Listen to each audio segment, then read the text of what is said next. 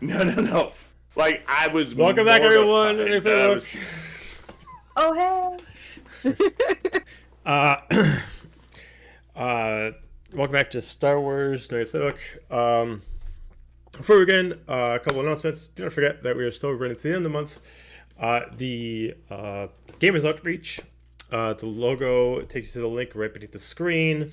If you do not know what Gamers Outreach is, gives you all details inside, but all the money goes to helping any kids that are in hospice that needs to get some kind of entertainment via gaming supplies. Outside of that, we got a new announcement. Starting in April 11th, we will be doing some gaming sessions occasionally over if you're in the Janesville, Rock County, southern Wisconsin area, at Five Bar. So if you want to learn how to play D&D and you're on here and you're in the area, come check it out. I have a thing. Okay, go ahead. Yeah. So my monthly reminder. My Leku batch drop for March is gonna drop March 29th, so not this Friday, but the following Friday.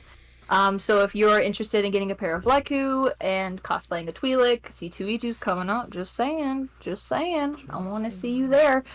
So if you need to get a cool, sweet new pair of silicone Leku, I will be doing a batch drop on March 29th, and you can find all the information for that on my Instagram at Angel of Azarath. I have story highlights about it. You can see the previous batch drops for more information about how they work, or you can join our Noodlehead collaboration Discord server, and I will hopefully remember to drop the link this time in the comment section. So yeah, if you are looking into getting to cosplay a Twi'lek, March 29th, I got you. You got me at silicone. That's it. They are silicone, which is really expensive, so you guys know. Pay my bills. Anything else from anybody? It's Gravity's birthday! Happy birthday, Gravity! Woo! Happy birthday, Gravity! Happy birthday! Thanks, guys. Do you want us to sing you happy birthday on live? Oh God, please no. Yeah. That means totally. It would be so discombobulated because of the Discord lag. Oh God. Joke's on you. At intermission, Jeremy's gonna jump out of a cake. Oh boy. Can't wait. We gonna like be Gravity, weird. so we're not gonna put that on her. All right. So, last we left off, the team themselves, escaping from the collapsing ship, were rescued by soldiers, part of a group called the Exalted, a traveling large ship. It's constantly on the move and is working up as sort of a cleanup crew after the court is destroying much things. Due to their funding, they can't do much more than that, and they don't really want to go directly into war with them. But you notice that they are, as a lot of you mentioned, they kind of resemble a rebellion of sorts. Many different races, bounty hunters, soldiers, some chads and lances, and all different kinds around. And you're introduced to Malin Tak, the facilitator of this group, and a senator. And to keep up facade, he constantly has to go back and forth, but you all requested to have a gathering with him that night, and were able to persuade to have that while Nidak procures some clothing. Shakin and Koram are in the medical bay while Shakin is regenerating, and Margani is getting information from drunk chads. That is pretty much where we left off. So, we're going to start off in the med bay.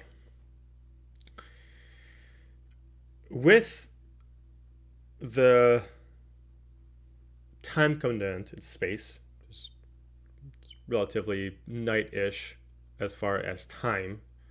Sleep is going to come to you whether you want to or not, Corum. But you assume I only need 3 hours. Fair enough. you were notified that it'll be less than a day until Shotgun should be able to wake up and be able to at least move, but we'll still have some temporary soreness, maybe a little bit of temporary handicap until it's fully completed. But you are left alone in the med bay, minus some other people that are down a couple little half rooms away that are also being taken care of. But you are left in your spot of it with Shotgun inside the actual pod. Anything you'd like to do?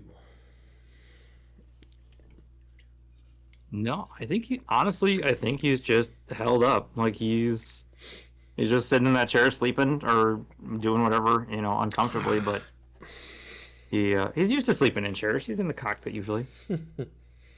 Little drool. Yeah.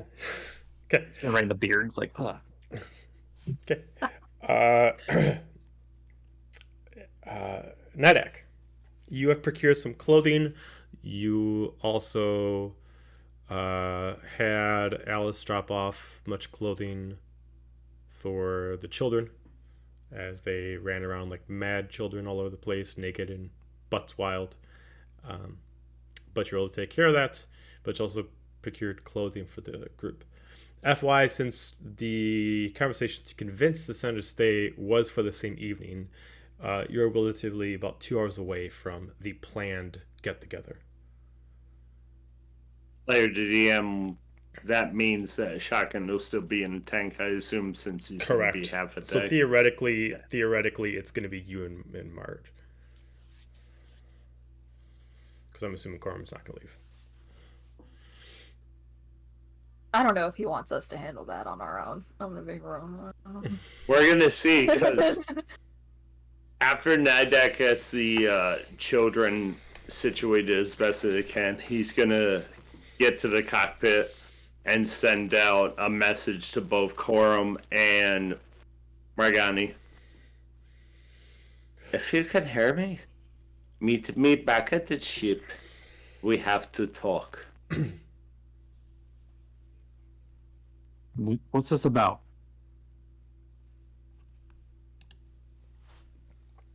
This is about not operating blind and trying to find our place in this great game.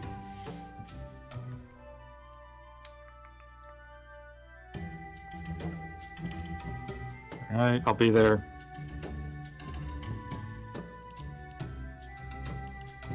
I'm just closing the drop hatch, and I'm just standing at the back of the ship. And I'm just gonna call out, just let me get a damn beer first. We have to put the bell on you. Fine, drink. We might as well wait for Corum. Morgana, are you still in the tavern that you were in with? No, I Gentlemen? dipped the fuck out. I left. Okay. that's where we ended it, is me skirting back to the ship because I did not want to be around those guys. Fuck you, Chad and Lance. I was gonna say they went over to find some other ladies, and they're like, like we're like a regular dude's like just doing this. They got like their legs behind their head, and they're just like standing there with like their feet on the ground. They're just. I'm so happy for them. I do not stick around long enough to watch. Really, I forgot what race they were for a second and thought they were human, and then you just said that, and I was like, whoa, that's some imagery. Okay. Yep. Either way, it's some. The things I do for you guys. Yeah, for I am us. grabbing 3 beers because All if y'all for don't drink them, myself. I will. Okay. I Unfortunately, mess up in the nearby there cockpit. is no place you can go to unless you want to go to the other side of the ship to go procure alcohol. Otherwise, you got to go back into the tavern. But there are other spots of the actual tavern that you can get alcohol if you want to try to dodge Chad and Lance. Oh, I just figured I'd use my stash on the ship because I leave that shit locked and loaded. Okay. As you go back on the Majority ship, of my luggage was just alcohol. as you go back I'm on the gonna ship, be you honest. just see the kids running around. Some of them like pants around the legs, ankles, and running around and acting the fool. I'm just like Swinging around the navigating lightsabers through like them crazy. like they're like poisonous jellyfish, and she's like, "Ew, don't touch me." The cockpit door is gonna open. Nidak's gonna walk out. Younglings, back to the cargo bay. It is time for adult talk. Shh.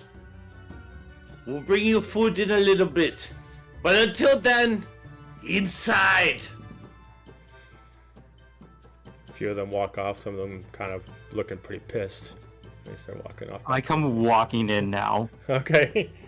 I just look at what's going on in my ship, and I will turn to look for the apprentices. They are not there right now. You do not see them in the main area. The only spot they could probably be in is the hangar bay. I look at these kids, and I'm just like, get your asses to that cargo bay right now, or I swear to fucking God. As Cora's saying that, Nidak like appears behind him. Okay. Okay. They start walking off, shoulders draped down, arms dangling as they start moving off. I told y'all we should have left him on that other planet. Nidak, talk. You've got 5 minutes. Go.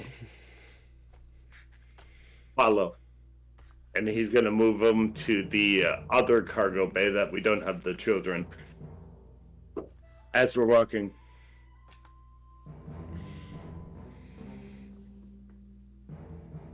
I have not been completely honest with the three of you. Of course, Shotgun is not here. For which I apologize.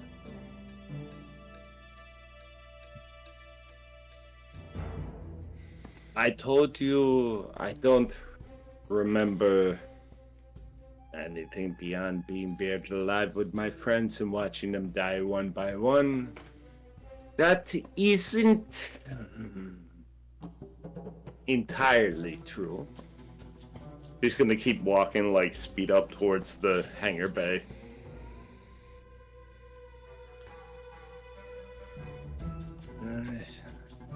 Are you gonna like show us something? Are they gonna kill us?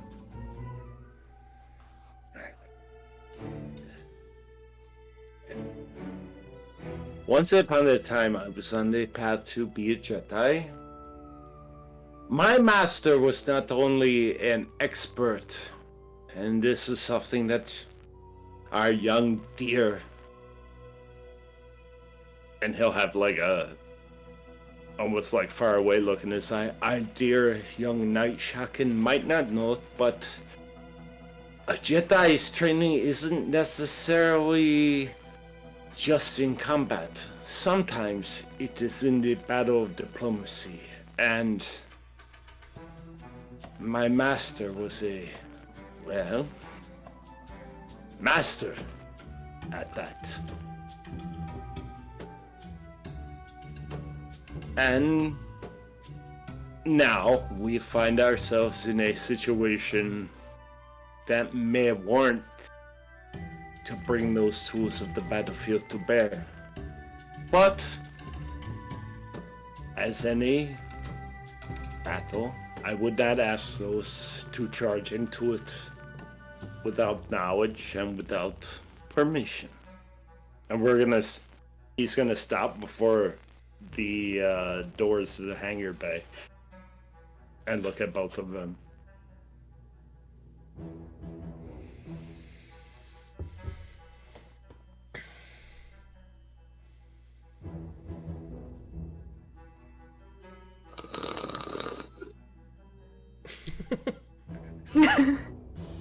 It's just sip their beer. Okay, where are you going with this? Where I'm going with this, dear Coral, is we have a meeting with the senator.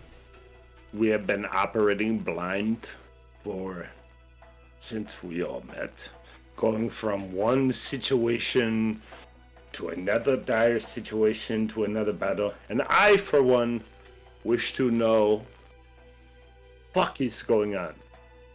And that may take some lying to look at Corum, and some persuasion to look at Mark, and some something to bring them all together. Are you in? Ugh. What do you mean, what's going on? We've got these court assholes chasing us. They're going around the galaxy wiping out your kind. And we're trying to keep ahead of them and save our own ass. What else do we need to know? A way out? An end Keep game? moving. He's gonna walk up to Corum and put a hand on his shoulder. I know you have been running your whole life, and I'm sorry for the assumption. But for once, wouldn't you like to play, even if for a moment, play the part of the one in control, the one in power? You, for the first time, actually see genuine anger from Corum, and he shoves you off of him, and he's like, you don't know who I am? You don't know my life? You don't know what I've been having to deal with my entire life? Yeah, I've been on the fucking run. You know why? Because it's been my life to protect, to keep moving.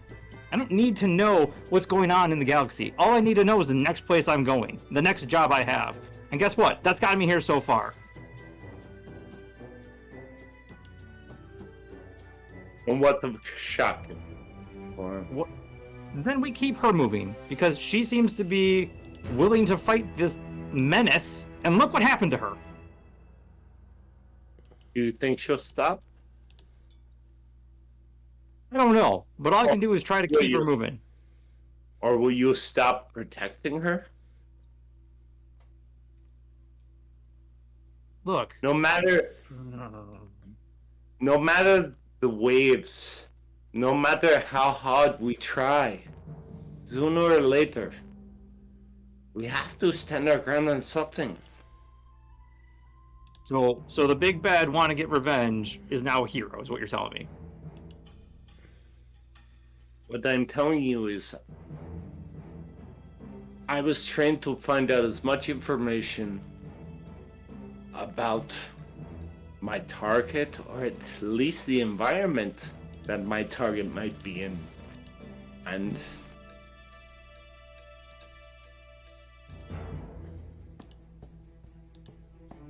So Cards you have on the selfish motives table. for this. This isn't about dealing with the great threat in the galaxy. This is just trying to find out where your targets are. Stop trying to pretend that you're a grand hero then. you know, you would have been so right. Such a short time ago. And forgive me, if that little bitch in the tank hadn't come along, you would be absolutely right. But she changed that view. Don't mistake it. If I find either one of them, I will do everything I can to bury a blade in their heart. But that little Jedi might have shown me that beyond revenge, there is something more that can be done with this galaxy. And I'm trained to find out what. You don't have to follow. I offer. But before we walk through those doors, and he'll point to the hangar doors, decide, because afterwards, I do not feel there's turning back. Mark, help me out here. You gotta be on my side here with this. Is there like a rancor behind those doors? I'm confused. There's nothing that will harm either one of you or myself. But You are speaking in tongues here a little bit. What did you let on my ship? you have to interrogate someone to get information that is pertinent to our meeting with the counselor. The way I interrogate will not be pretty. You don't Oh. have to stay. But when we meet the counselor,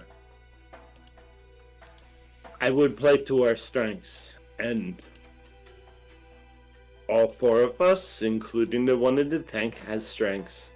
And I want to make him believe that we are bigger, better, and badder than we are to get the information we need. Or at least understand the bigger picture. Because, and they'll look at Margani, do you understand why these so generous people would let us on their ship and stay and give us clothes?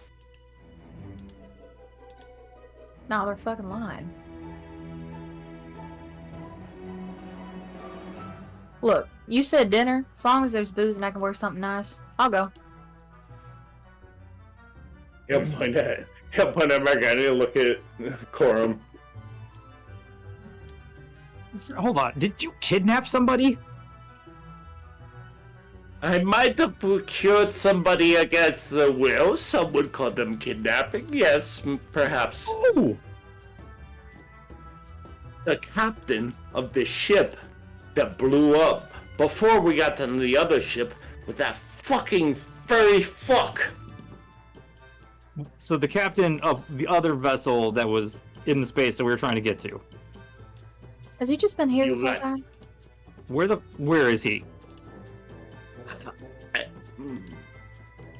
I might Where have put is him. he? I opened the cargo bay door. What's in the cargo bay? So when you open the cargo bay, the captain is like in a chair, and his arms and his legs are like strapped to the chair by like force turned iron. That is what is in the cargo bay. Oh, well, I found him. Look to Corum. Go ask her questions. He's gonna walk in and like circle around the captain. And as he does, he's gonna like shed the cloak he was wearing, and on his back is like scars that like make a skull pattern. I have questions. And before you beg me to not do this or feign insanity, I want you to know that I expect answers, and I am serious. And he's gonna take the red, like, sparking end of his lightsaber and cut off the pinky finger of the captain. Jesus Christ, okay. What's Corum doing during this? He is like standing in the doorway, and if you're looking at him, he has one hand on his like the handle of his blaster. Does it look like you specifically got in there for extra intimidation, or in case you need to hold back Nidak? No, this looks exactly like he is pissed and he is doing everything he can to hold himself back right now. Got it. Pissed at the captain or pissed at Night? Oh yeah, no, at the captain. Got it. Cool. Okay, so what are you trying to get from the captain specifically? You cut off his finger and... So he cuts off his finger. So Now- Yeah, I want him to know that I'm not lying, that I will do everything to get the answers that I need. It's just... Now that we have established the gravity of the situation, why, Continue. who brought the Jedi and the Sith together on their ship to make the cloning process? Give me a intimidation check. He's dealt Yeah. with Jedi before. Much more powerful than you. I'll cut your other finger off, bitch. You got 10 more, 23. I mean, 9 more. He's dealt with very powerful Sith and Jedi. So let's see. Let me pull up his sheet.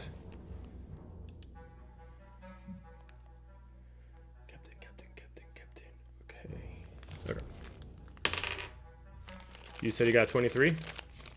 Yes, sir. He just looks at you. Do your worst.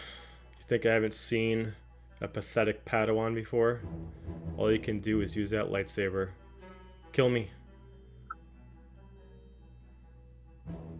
I'll die before you get any answers out of me.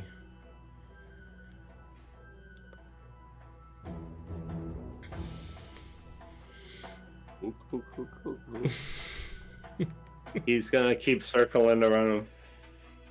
He's not even taking like he's not even like blinking, like he's totally focused forward. Someone who's like already kind of gone through like interrogation, anti-interrogation kind of like tactics. This is only a tool, a blunt tool. You're right. He'll throw it across the room, and he's gonna cast lightning on him. Okay. Okay. Which is a... Bear with me.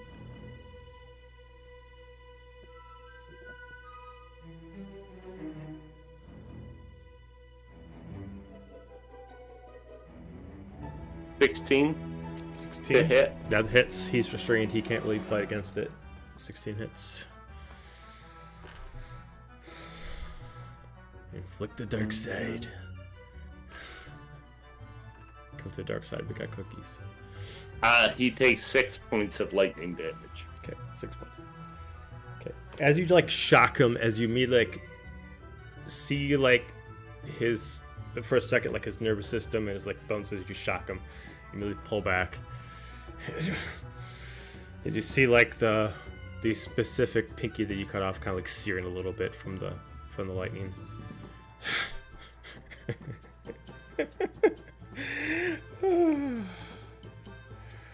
Oh, you better kill me. This is gonna get so much worse for you if you keep pussing around like this.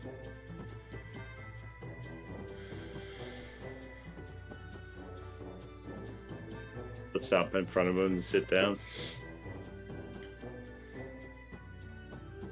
We have tried torture. Now, and you have spoken to the end result of these conversation. I open now dialogue as a final result for your benefit, not mine. What started your mission? Simple thing. With the It blood, will not change. with like some of the blood that he's kind of like partially drooling out here, and he just like spits you in the face with some of the blood. Fuck off.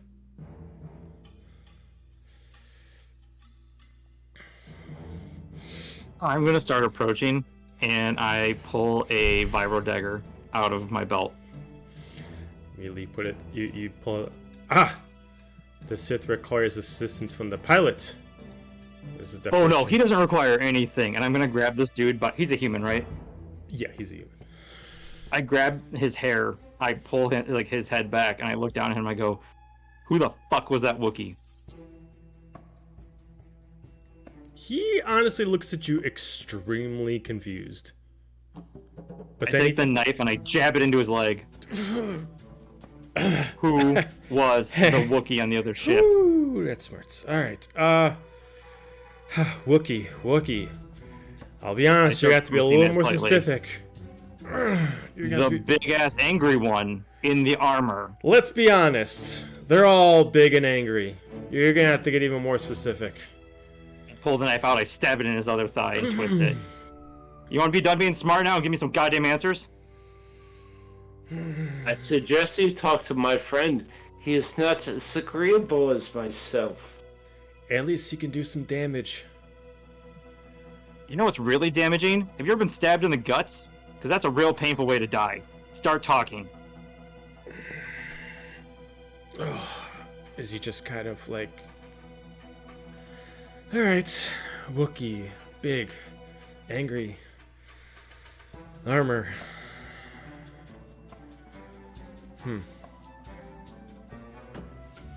He's taking a little too long. I pull the knife out, and I like cut his shirt by his stomach. Do you just cut the shirt, or do you actually cut like his skin? I'll cut the shirt and like graze him slightly and go, you see, here's the difference between me and him. I don't really fucking care if I get answers from you. I could care less if you die. So right now, you have one chance to keep yourself alive in the next 30 seconds. If you don't, you're gonna die. Then he just like reaches out as far as sensitive. As a force-sensitive individual, I can tell you he is telling the truth. Nidek has not turned around since Quorum's grabbed this guy.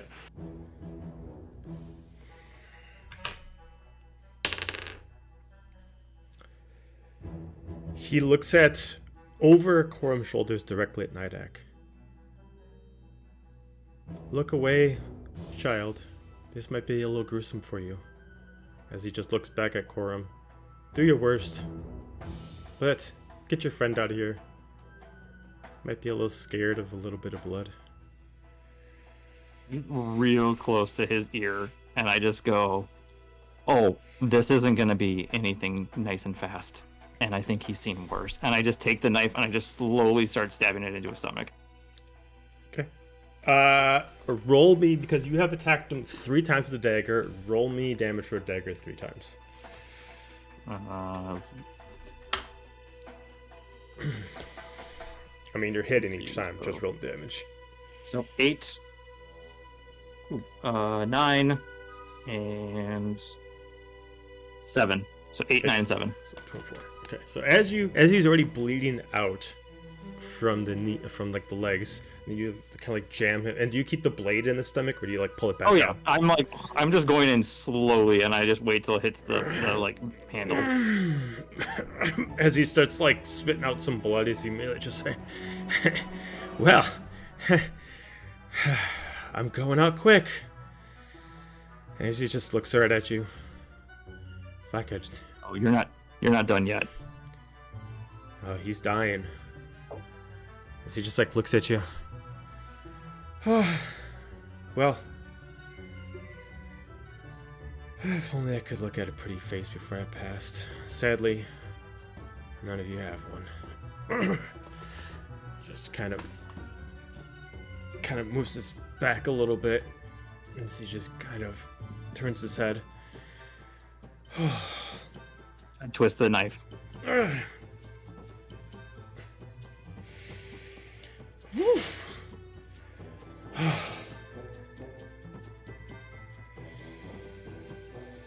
Oh, hun, if you want to torture him, there's much different, more sensitive areas that we could use first. That aren't gonna make him bleed out.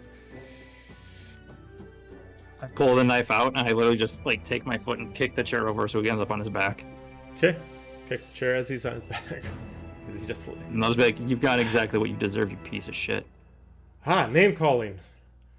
Next time, start with that one. Might work off better. As soon as he starts talking shit, his throat's gonna constrict because Nidek's gonna force choke him. Do not speak to my friends like that. Otherwise, next time, you lose your fucking tongue. Then he'll let go. Give me, Nidek, give me a charisma saving throw, please. Oh shit.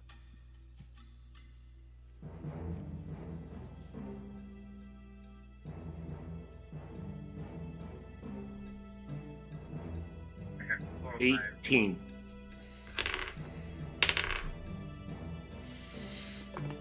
As you feel the urge to be like, I can dabble but not fully pass through, you pull in and you immediately try to let go, but as you do, you feel a pull too much. As all of a sudden, as you feel like you're going to let go, something just triggers you. And you just like buck it as you push in further and just snap his neck with the force. As you just feel this rush to you that you've never felt before. Whether you find it as Well, good or bad hell. is up to you. He's gonna look at Corum and Margon. My apologies.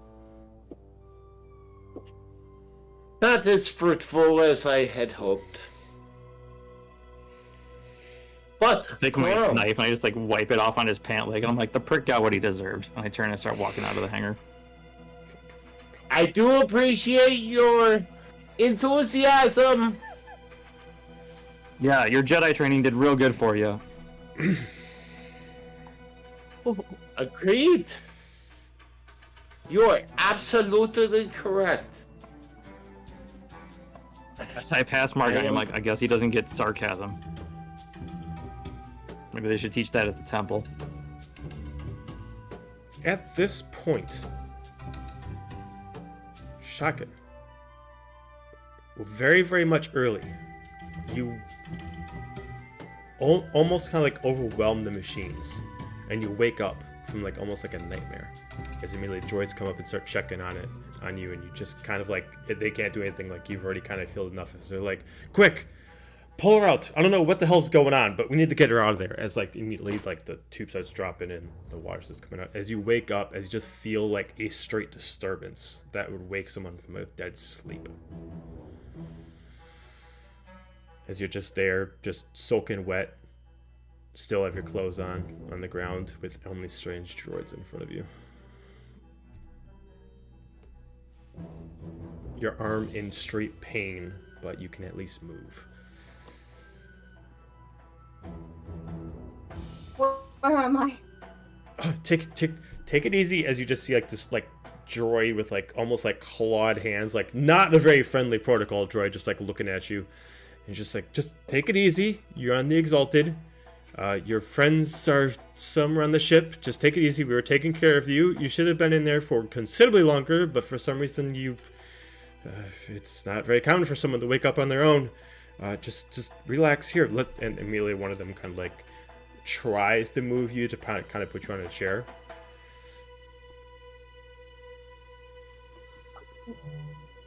Just relax, as they immediately like, go find your friend, quick. Immediately starts like moving out with like this little like, smaller feet, and tries to move as quickly as they can to go find Corum. Immediately, the other one left immediately tries to attach like a wireless, almost kind of like a pressure pad on you, just start reading any kind of vitals off you. It's like, just, if you don't mind, as they immediately like the hand like starts turning, this will help for the pain. And it's like slowly starts trying to put it closer to your shoulder unless you stop it. She's kind of like frozen, but she doesn't do anything. Okay. As you immediately just feel like this is not a small little prick, like it's very big, and it immediately goes in as you just like feel like a rush of like a liquid go into your arm, as it almost kind of like freezes the muscle for a little bit, makes it hard for you to move, but you do not feel the pain, but it is like straight numb, and you just see, and then your arm is just dangling there as you have no control over it at the moment. It's just numb, but no feeling. As he just kind of like lifts up your arm and starts tying like this silk leatherish kind of material around, and like wraps it around your neck and then back around your waist, and gives you kind of like this tight little assistance to help your arm stay up. At this point, through the conversation that's going on the ship, you immediately start hearing a pounding on the door.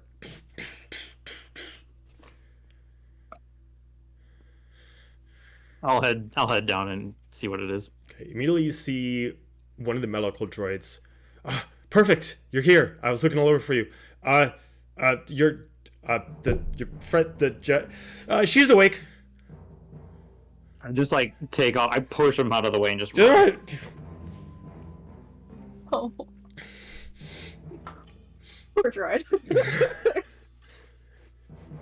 I was not built for this. As you start running as fast as you can back over there, you eventually get into the room right where you see Shotgun sitting down, and after being wrapped up in a harness for the arm, as you can see that there is some kind of medication that was given directly to the shoulder to relieve the pain. still a little wet, but with like a little bit of like almost kind of like a cold blanket put over it to dry off. I'll come like running in and like hand on the door just because of like full sprint. Just be like,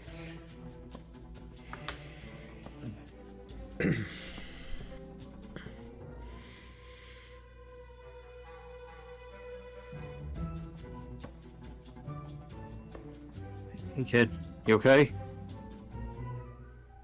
Mm-mm. Where are we? He's gonna just like start walking towards her. These guys picked us up. They kind of saved our ass from the ship. They came in with soldiers. We got out of there last second. Okay. And he's gonna like get up to her and like go down to one knee so he's like at face level with her.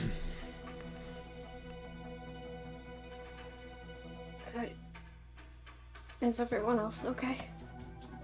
Yeah, everyone's on the ship. Yeah, everyone's who they are. They're okay.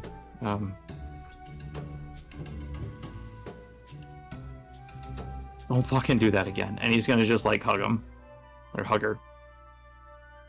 She'll hug back with her good arm. Okay.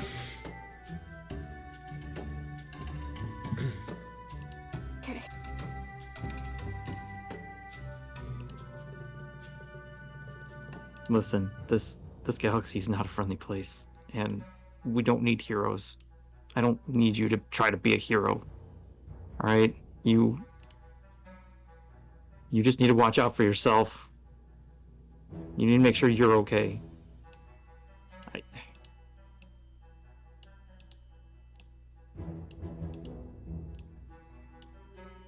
just don't do that again. And he kind of like, you hear him just kind of take that like deep. Don't do it again.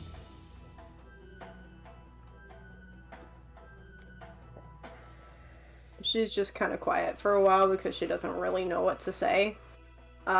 She's definitely shaking, and you can't tell if it's from, like, fear or anxiety or if she's cold. Or If he a bit feels of that, both. he actually takes his All of coat the off above. and he'll take his like jacket off and like wrap it around you.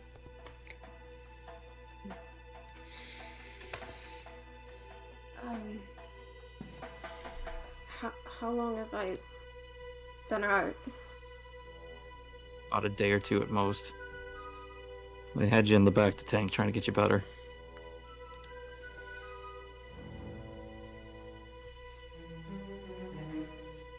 She'll kind of like look at her sopping wet clothes.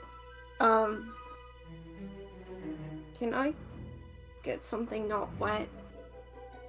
He's gonna look over at like the droid and just be like, "You got anything?" Yeah, well...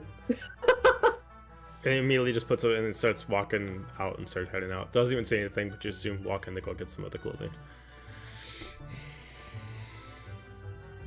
After a couple minutes comes back, bringing what looks like, not really like a hospital gown, but kind of like almost kind of like a robe if you were staying for a longer time in a hospital, and then like a few other pieces and stuff like that to bring over.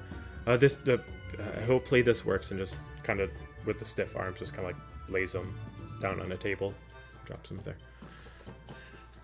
goes back over to the computer so to check the readings. Yeah, I assume there's like some kind of undergarments and then the robe. Mm-hmm. Yeah. Okay. Okay.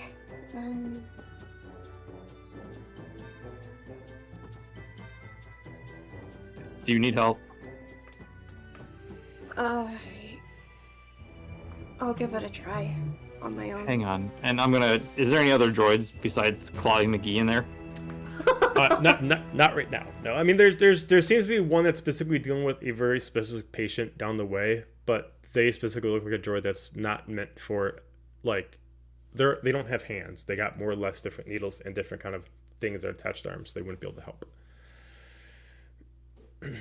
I'll be like, hang on a second. And I'm gonna like pop my head out of the med bay for a second, see if I can see anybody.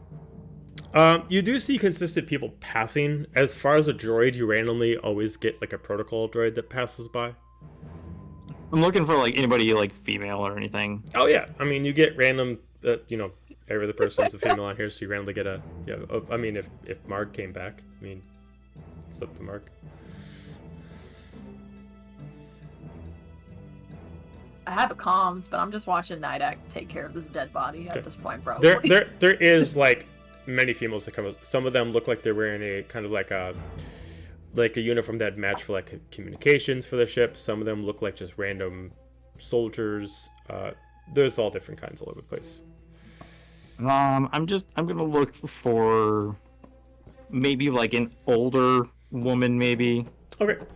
You can find someone who seems to be, I'd say like maybe someone who's in charge of like more of the financial part of everything. As you see someone walking down, she's got like a couple of like communication books with her and stuff like that. She's passing by and she's got a couple people behind her. He'll just be like, ma'am, can I bother you for a second? What's this about? My friend is in here. She was injured. Her shoulder's not working great. She's a young lady. She needs some help putting some clothes on. Would you be willing to help her for a second? I mean, I don't think it's real appropriate for me to give her a hand right now. Oh. I mean, under circumstances... Okay, and then she just like looks back over at her attendees and immediately like drops the books over. And he'll be like, I'll take those and hold them so you come back if you want. Oh, okay. And then she like walks in, and then she like closes. I'll take a step out just outside the door. And she comes over and she tries to assist you with taking off the sling so you can change off your clothes. And she's gonna assist you putting on. The other one looks like the undergarment of a Jedi robe, but just a simple cross robe, and then it has like this long, just regular kind of like hospital gown robe that goes over it. Gotcha. Will there be anything like two-piece under it, or like for top and bottom? Oh, I say it could be if you want it to be. Like, okay. Just because like she's got the whole stomach. Oh, sure. Assortment. Yeah, I mean we can say that like it has like a different piece for like there's actual leggings and then there is actually a top you can put on. So yeah, we can do that. That's fine. As she assists you with actually moving stuff around, and she helps you reattach like the shoulder piece to the sling. And she helps you fit it so you can take off the robe on it. Oh, of course. Let me go get your friend. And she immediately opens the door. As she just comes over by you, she just takes the stuff back from you. She's all set. Thank you. I can't. Yeah, thank you. And like I'll head back in. We all got to be helpful to each other around here. And she starts walking off, talking back to her attendees.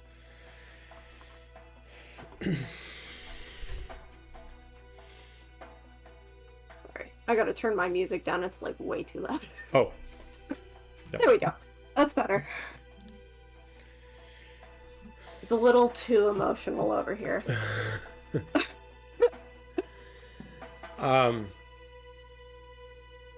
With times for the whole group, for a time now, we're looking at like probably running back and forth.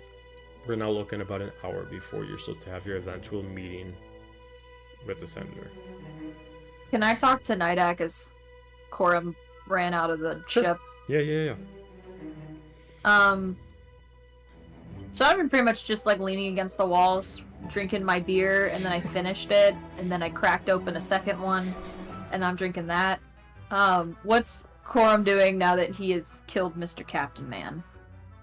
What's Nidak doing? Sorry. Yeah, I'm. We know this from yesterday. I'm not doing great with the names this week. After the events that transpired, what are you doing, Nidak? I look down at the body, look back from where Corin went. I did not think he had it in him, and at the same time, he's gonna like force to raise the body and throw it back into a storage closet. Okay, we cannot leave bodies on the ship. It's gonna smell. Short-term solution. That shit's gonna smell in like an hour. Do you suggest we get rid of a dead body on the ship of the place that is? Oh, Casualty rock. of the ship. Just tell them there was an incident. I don't know. This. Look, you had me with the meeting and dressing up all nice and fancy, but and interrogation was weird, but whatever, y'all handled it. But what's the plan here?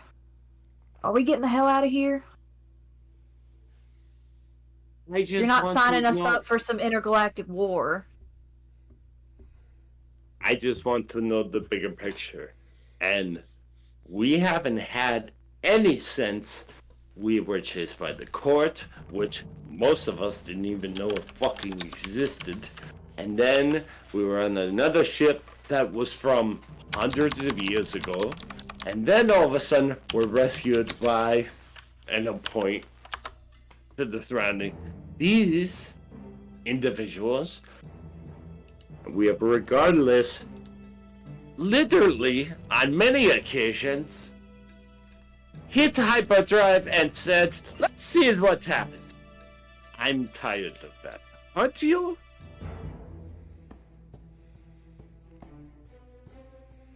Listen, hon.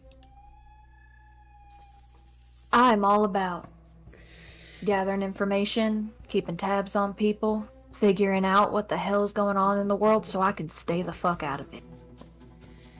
But for people like me and Corum, that don't come from a Jedi temple or the Force, we don't see a bigger picture. We see just surviving.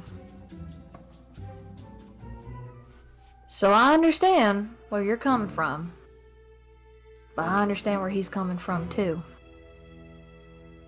And frankly, the way I've lived my life, I would hit hyperdrive just to see where the hell it takes me next. Because that's what's kept me alive so far. Now, if you want to go to this dinner and put some pieces together, we can talk to some people, figure it out, figure out what our next plan is, but I don't know about some big crazy scheme to take down anything. That's what you're insisting.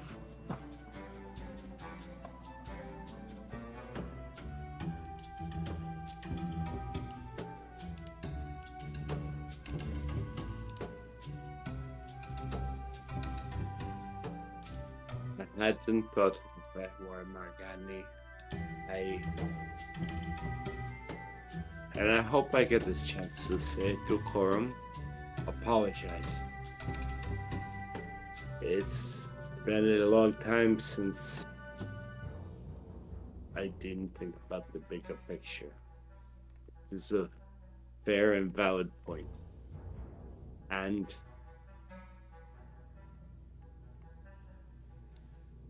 although I thought I wouldn't have anything other than my wish for vengeance, I truly wish the best for you and Karin and Shakin, and perhaps a dinner at the very least will feed us well and allow us to have a few fine drinks, but let us see what we can find. And together, we will chart our course. Well, I can tell you right now, this place is suspicious as hell, so I'm all for figuring out what the fuck is actually going on here. Agreed. Although you seem to make a... If I thought I saw you with a couple of, you made a couple of friends, no? Absolutely not. And, as he my starts talking about it, imagination. she's just gonna grab the captain's body and start dragging it out of the ship. Fair enough. Is there a droid nearby? I mean, there's plenty of droids in the hangar. These poor fucking droids. Alright, I'm gonna point out to one and be like, hey, Ooh. Yes? I need some biohazard disposal over here. Looks like we had some casualty from when we dropped in. That's the. Just immediately points at another droid. I look at that droid. That droid just immediately like looks up like what, and it just points over at you. Ugh. And it starts walking its way over. So it's like bottom, and then like carrying like almost like a hovering, like almost like a pallet lift. I'm gonna drop the body because I'm not that strong, and that was kind of a task just dragging it over here. I'm just gonna let it roll down the ramp. Just give it a little kick. Just immediately Let him pick it up. Just pulls out like this little like scanner and like scans the body, and then quick takes a picture of you. And immediately flags up the thing, and then just uses like this machine to lift it up and put it on the pallet. At least let me smile first. Damn. There, your body's gone. Probably want to clean the blood up though. I'll look at Nidak. That's character, I think. Well, there's a bunch of screaming children on this ship. I'd so- say there's also other smells in that room because you guys have kept them in there a little bit, and he's already been kind of passed out and injured. So there's other smells in that room that are kind of rank. There's Again, a mop nearby. I hand it to Nidak, and I leave. He looks at it, he's like, we have a cargo bay full of children. Oh, Jesus Christ! He's walks by. I'm going back to the med bay. You know. Okay. Alright. As you both head to the med bay, you do see a now mostly dried shotgun with different sets of clothes on and a arm restrained to hold up the shoulder. Well, rise and shine.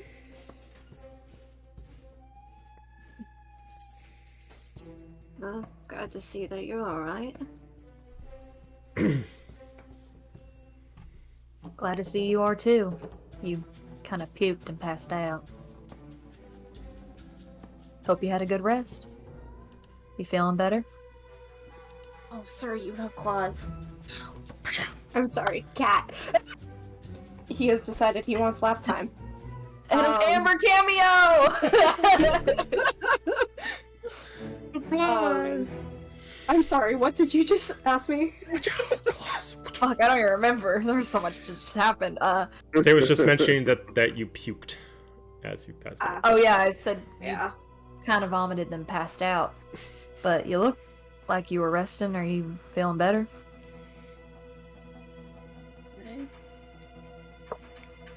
I don't know.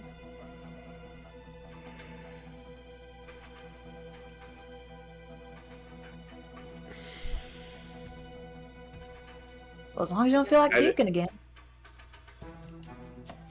Why? Because you don't want to clean it up? Well, I just had to clean up something else that was rather messy. What did the Padawans do? I'm gonna look like don't say anything. Whole time that X just staring at Corum. Oh, you know, we got the Insight Padawans under check control. them. Sure.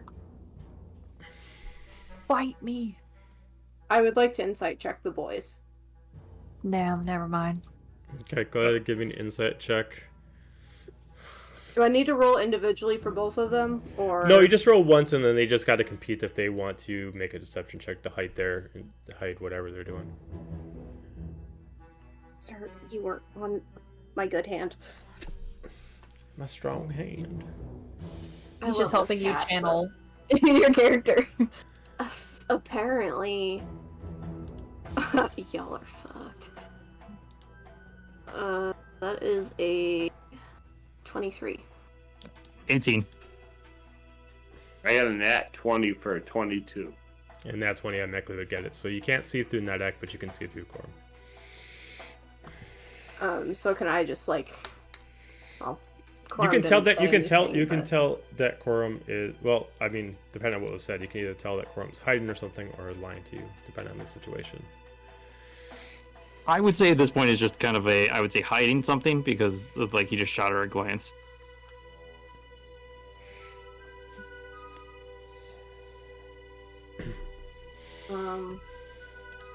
She'll just not say anything, but kind of note that. Okay. Okay. Are all of the Padawans okay? Yeah, they're fine. Okay. Well, I like check my little time.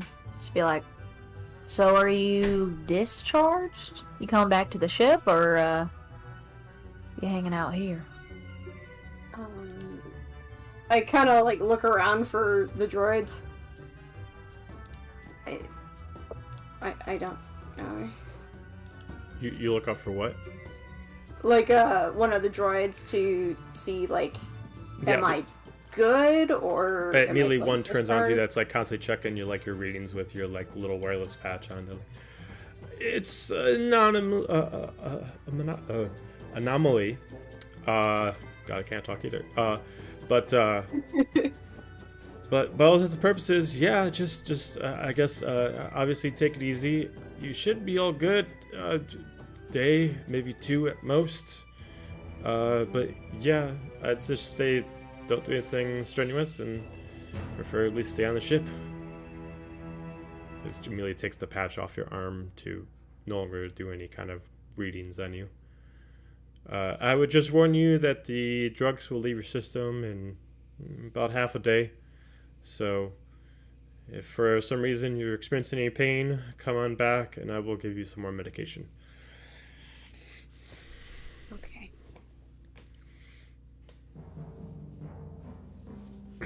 She looks relieved for a second, and then a little distraught again. And she'll actually kind of give like Corum a little bit of a look.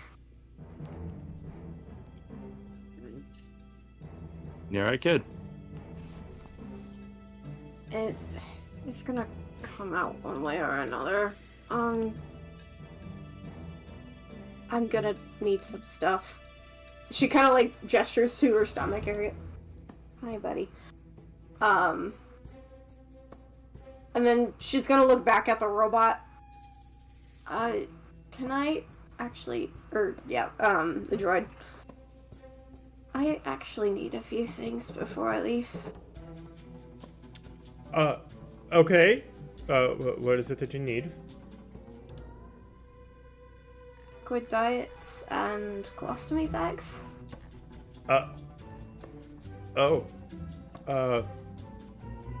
Okay. And immediately just like, immediately like goes down and you just see him randomly just start walking off. And he goes over to another one. Okay. And immediately just starts grabbing like this box and just, did you need help or? No, I've got it. Thank you. Okay. All right. Well, if you need anything else, we'll be here. Just like I said, take it as easy as possible.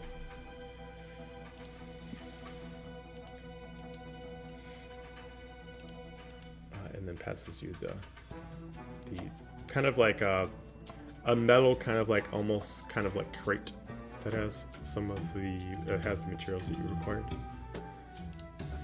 I'll take the stuff. I'll grab the box. Okay.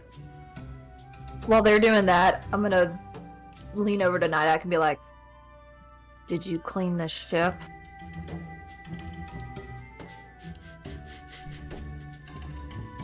Oh no.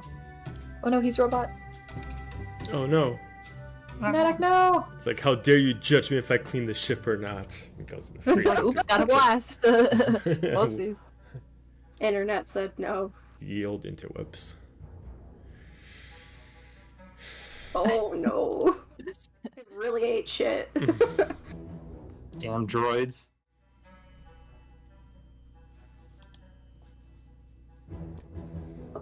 Always Did blame you the clean the droids. ship? Nidak has left the building. He's like, What's that "Nope." over there? Immediately runs off. Love the chat.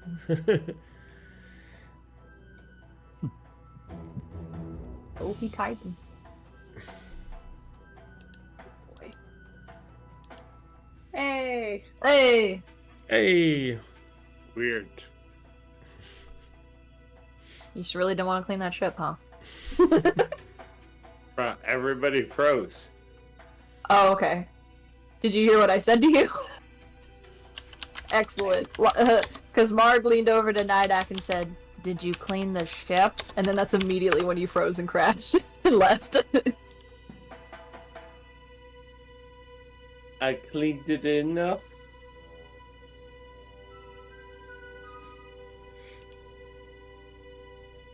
This is a perfect opportunity to walk ahead and clean the ship. Just saying. Fine. For the little knight. And he'll get up and get ahead of everybody. As they are talking, she is going to take a moment to switch out her previous colostomy bag and put in a new feeding tube because Okay. it's been a bit. It's about a minute. Yep. So that's up to Marg and Nidak if they see that or not. If I see the tail end of it, I'll see it. It's always the fucking tail with you. Nidak definitely sees its side eye and like doesn't make a mention of it, but definitely sees it. Yeah, and for reference, there's just a good chunk of her stomach is replaced with metal parts.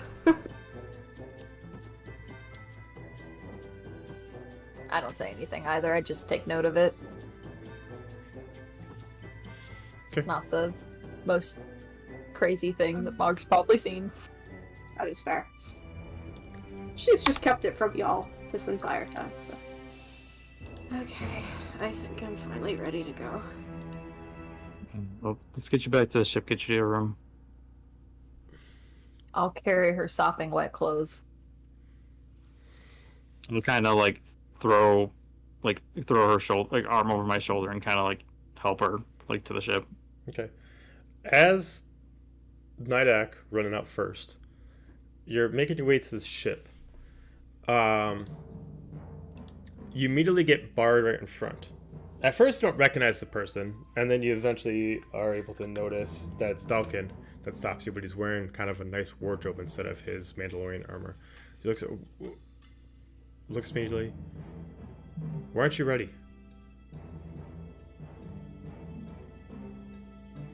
One of my entourage has just recovered.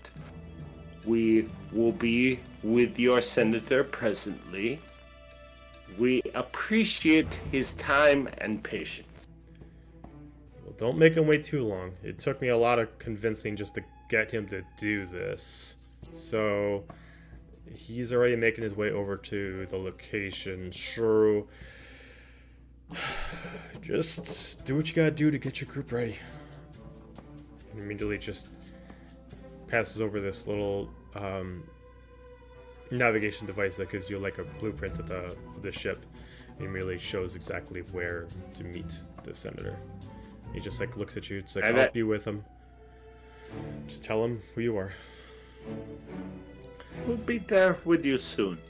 And Hill's gonna move through the up to the cockpit, and as he does, he like makes sure the ship's clean. But as he does, he's grabbing pieces of scrap metal and like manipulating them with the force, and then he'll get the cockpit, and wait for everybody else. Okay, as you're manipulating the metal, give me another charisma saving throw.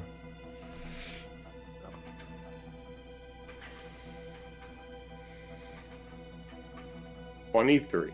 Okay. Alright. You're able to manipulate the metal, and you are cleaning. It's since they are leaving so shortly after you got mere minutes before they catch up. You're able to at least start getting the process going, but much like a kid that knows that his mom is coming home and was told to clean, it's like shoving all the clothes into the closet. including the dead body. Spraying like a bunch of Febreze all over the carpet and stuff like that. Open up the windows so you can get all the random smells out. Fuck, they're home. Trying to force push all the blood out the windows. Got it. Nice. All of a sudden you just hear a droid. It's like, why? Shut No, up! Miles 7. Brain out and shit. The droids are gonna rebel just against you four. Just be like, the rebellion has begun. Droids Hey, again. he jumped into our hyperdrive. Y'all Hey, I let was that nice to apple him. ruin the bunch. Kind of. I was nice to him. Okay, so as you guys get back to the ship, you immediately get back in mid, like, it looks relatively clean, but you could definitely tell that from Nidak's like look, it's like last second like adjustments, depending on how much that is completely up to your character's perception.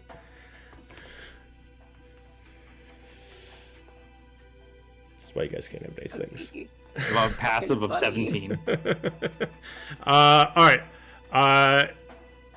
Nidek, give me a stealth check. See how quickly you can hide a lot of the mess and force push blood out the ye old window. Make it spray.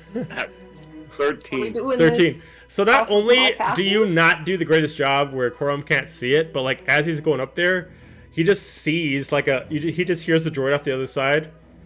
What? Oh, come on! And you just notice that like a droid just gets splattered with like blood on the other side. Would my passive also kick in for this? Probably. I have a 15, Yeah, so... yeah. I think all three of you sort of kicked in for this. Yep. Oh. But you get in and... if you didn't notice that, you'd assume the place would be relatively clean, but now you have a reason to believe that there's literally a body hiding somewhere. And I noticed Shawkins sees the blood. Like a couple of speckles on blood over his head. If I notice Shawkins sees the blood, I'm just gonna make a comment like, wow, we really need to change that engine oil, huh? All organic. Insight check. Let's go. All organic. Oh no. That's a bad look. 25. I got a 25 too, no fucking lie. No. So you got roll again.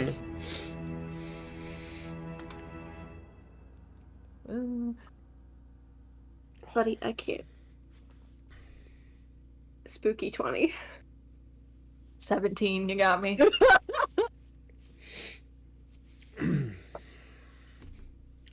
She looks like super fucking defeated. I know you all are lying to me, so why don't you just get out with it? Does she know the captain was drawn? I wouldn't know. Never mind. They'll just be like, look, just know Nidak decided to bring somebody on the ship from the other big ass ship that you guys were on from before. I know, I was with him. We're just gonna say that that gentleman is no longer with us.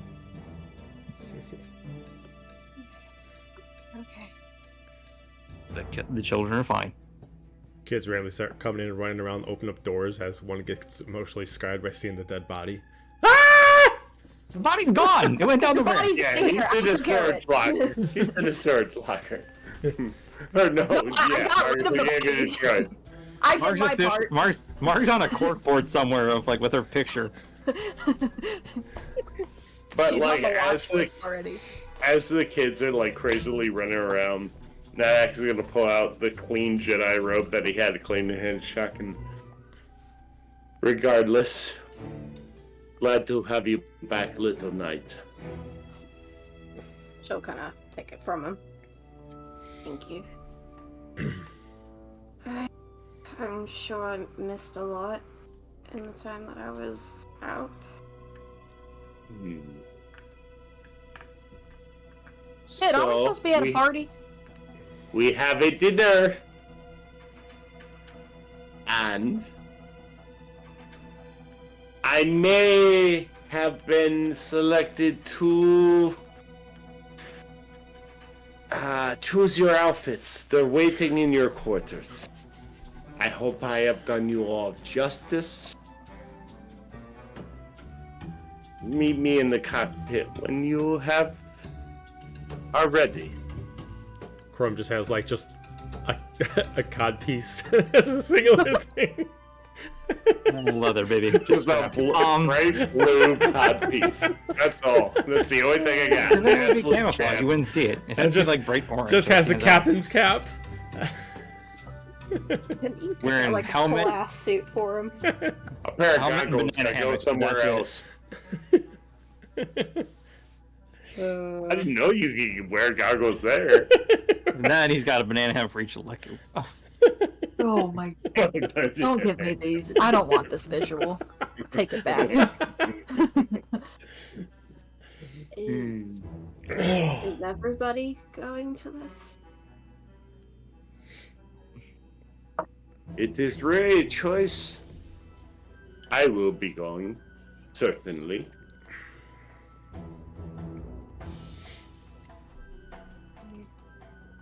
I mean, you should probably rest. It's pretty understandable if you're not up for it. That's very fine. Fine.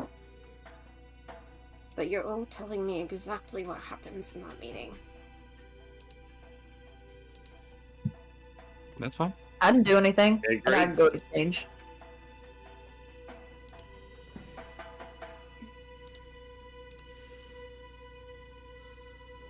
He's gonna just don't do anything stupid. Oh, I Yeah, missed Squirrel. that. he just shoots you a dirty look, and he just he'll put the box down next to Shotgun's bed, and just be like, "Just get some rest. We'll hopefully be back soon."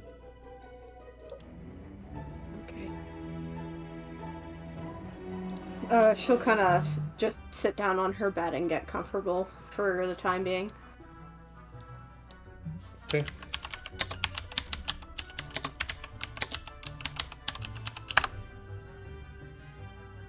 Okay. So the rest of you put on your wardrobes.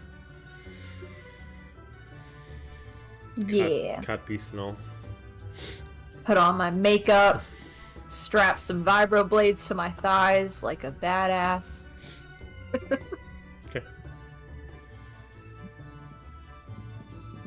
With Not your- actually going to be waiting for them at the landing gate. Okay. I'll put on whatever outfit Nightack picked out for me, and I still have like one holster on my leg with a pistol. Okay. On his way down to the landing ramp, no shotguns in their room. He's gonna put something on their, like, at the foot of their door and keep walking, and then he'll wait for the rest. Okay. I would like to Who's swing. Hmm? Under whose door? Shotgun's door. Prison. I was gonna say I want to swing past like the cargo hold where all the Padawans and stuff are at. Okay. All right. I'm looking for Nora specifically. Okay. Nora is easy to spot out as she's one of the taller ones. As she is just kind of like hanging out in a corner, and she's kind of like helping some of them out, like practice some training. I will make eye contact, like point at her, snap, and be like, She looks at you confused and starts moving her way really cautiously towards you. Yeah. "Okay, two things. One, keep these miscreants under wraps. I'm tired of them running around my ship causing havoc. Well, no offense, but Your it's a small amount of Jedi's be space. better." Okay. They're children. Yeah, Give 'em a they're break. children training to be Jedi's. They're children that lost their homes. They have to be give them a little freedom. If you don't want me on the ship, they can find somewhere on this big, huge vessel. No, it's fine. Just keep them from running around naked. Oh, well, that I can do. Yeah, that's fine.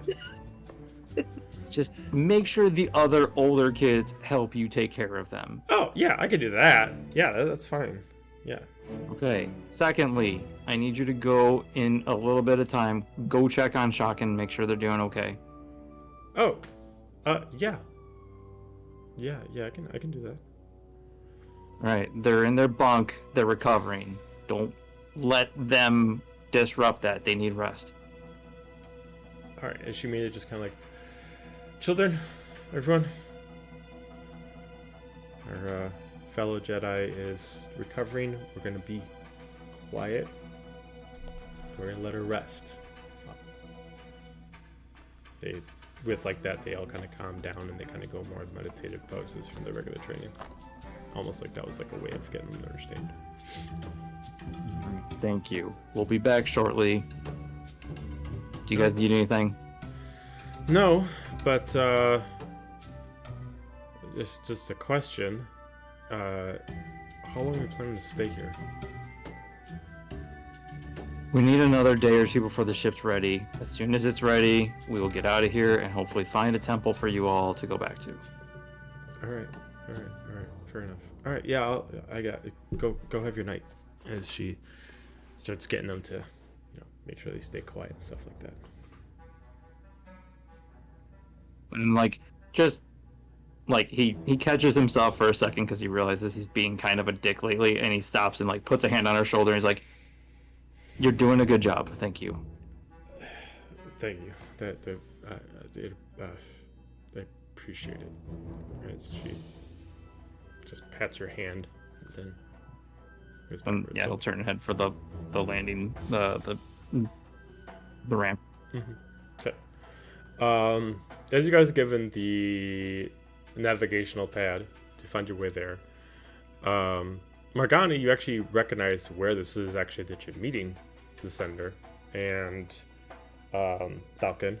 It's actually the club you went to. Oh, shit. But it actually gives you more of a 3D, and it looks like it's specifically on the 3rd floor of it, which is restricted to only personnel that have a certain rank in the area. So you assume that you won't encounter Chad or Lance. On the 3rd floor. She's just gonna look at it over Nidak's shoulder and just be like, "Oh shit." Problem? No, I know where it is. Just didn't think I'd be going back. Is Corum there? Yet? Yeah, he's there. Okay. While they're heading there, she'll catch him up to speed about the Chad and Lance adventures. Okay. And basically all the information she got from them, which is... flip back through my notes here. That they have occasional soldiers here. They have a special force that fights Jedi. They were recently tasked on Tatooine fighting Hutts. There's a bunch of different people. They claim that they don't fight the court. There was a recent fight on a grassland planet. And now... Oh, and there's a frozen planet where they're setting up a post or something for someone to leave and they don't ask questions. Mighty sus. Yeah, that was pretty much all the big points I wrote down. So unless anyone has questions, she's just gonna recap it with them. Every character that she'll ever make is gonna think everything I do is sus. This whole place is sus. And You're sus, and you're sus, and you're out of sus. I'll be incredibly surprised the one day that Angel decides to make a character that believes everything that the DM says. well, I did make that character and it was Dahlia, and then you ruined her trust in the world so quick. Fair enough. Marg knows the world is shit. Like, really? That's the character? Based on the current streams. She Well, was it is trusting also like until 70 her god tried episodes to kill her, later. so. Let's call that character development. Which one? Blades. Oh, it totally was. All right. So you guys start making your way to the club. Get our party Yes. Okay. As you start heading there, you start to notice that maybe it's a different time where it's a little more heavy and populated. The music is a little bit louder. It seems a little more crowded. But you immediately see a spot where only specific people are invited. It's like there's no bounce that leads you to the main floor, but there's a bounce that leads you to the second and third floor. As there's immediately a few people that going in. As it's up to your turn, you just see this, what looks like a taller human, just kind of puts his hand up. Who are you? Who are you seeing? My associates and I are here to see the senator by private invitation. I suggest you do not delay us. Immediately just like looks up and 1, 2. I was told that there was a fourth arriving. Our fourth is resting, and that's all you need to know. Kind of like does like a slash mark on the screen. Really check mark it. All right, very well. Immediately like opens up the door. Just go straight up on the landing. Head to the right. You'll be able to find your way from there. As you find yourself in like a very skinny stairwell, but very extravagant and very brightly lit. Then your way up. The landing would take you to the second floor, but then you just keep going up to get to a third floor. There's only like a total of 6 private suites that kind of like circle over the actual club.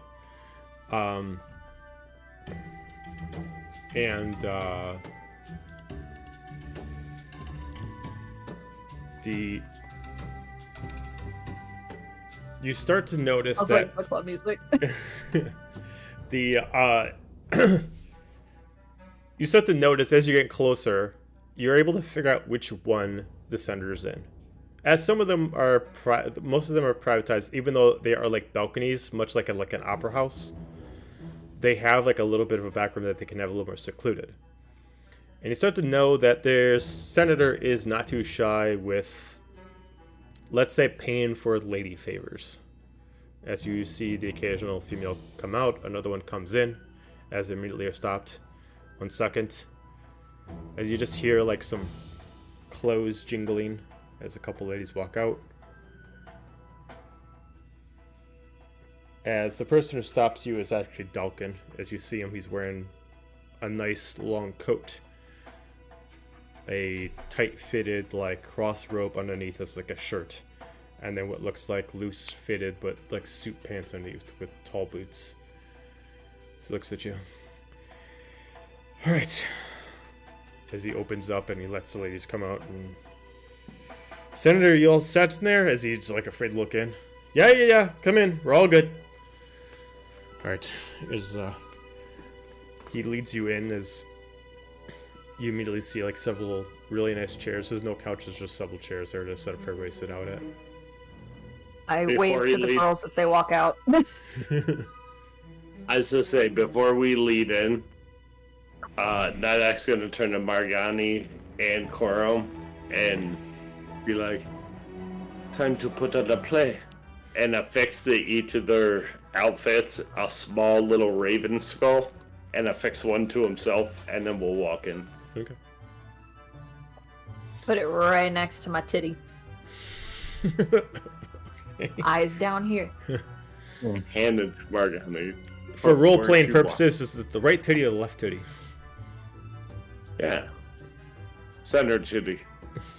Which one would be bigger? Are they disproportional that much in size? Like it's I hate to give you female anatomy 101, but that much in that size. is I didn't big. say size difference. That much in size. She That's throws so on the left mean. one.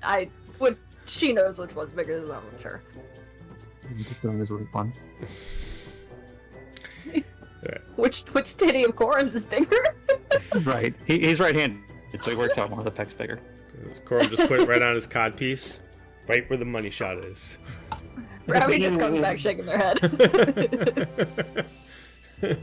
All I right, left at your door. all right. So you guys got the little emblems on as you walk in. As you see him even more well dressed than you saw before. As Dalkin reintroduces you, Senator. No need. I remember. I believe Nidak, Corm, and I do not ever forget a lovely face, Margani. Please sit. Make yourself comfortable. Sorry, if I decided to spend the night, I would not want to just sit around talking business. So I decided to enjoy a little bit of the festivities, if you do not mind. Please, make yourself comfortable. He immediately just like looks up. Nothing as he wrong with waves. getting warmed up.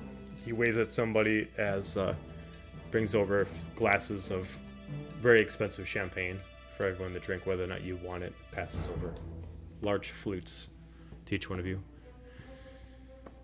Well, whether or not you stay or go, he just raises it. Nadek. Senator, lies or truth? Well, sounds like you're trying to get a little serious with me first. Maybe you don't know me very well. Pleasure before business. Enjoy each other's time first, then we talk. Fair enough. Then, I would ask two things to continue this pleasurable conversation. One, you drink first, so myself and my associates can alleviate our concerns. And secondly, you allow proper introductions. But first, drink, Senator. I'm insulted. Come in, we save you, we give you shelter, you choose to stay in your ship. Very well. As he just drinks the full amount of his champagne flute, shows that it's empty, drops it down. Sufficed? We good? Nidak turns around, Corm's just already chugging it. Margus too. I was gonna say. Also, she makes a point to sit next to the senator, seeing that he likes the ladies. And I must point out. I will point out, you guys have not seen Corm really drink. Oh, sure. This is, even though it is not a strong alcohol, it is very rich tasting alcohol and is very, very tasty. But it's more kind of like it is like a pre-dinner kind of like champagne, kind of like that, kind of a starter to the night. It's like, and I must, please excuse. A little bit of embarrassment. I feel a little insulted, but that's okay. But with the emotions and the music playing, I missed your second. So, repeat your second demand of me, if you will. As he kind of says demand in a way that kind of seems like, come on with it. My good senator, I only ask that you allow proper introductions now that we have this setting for it. You lead, or at least represent, the Exalted. We, and he'll point to his emblem and look at Forearm's emblem and Margani's emblem, also represent a very secretive, interested party in your and others' activities. Thus, why we so happened to be on the ship that you happened, by circumstance, to be on.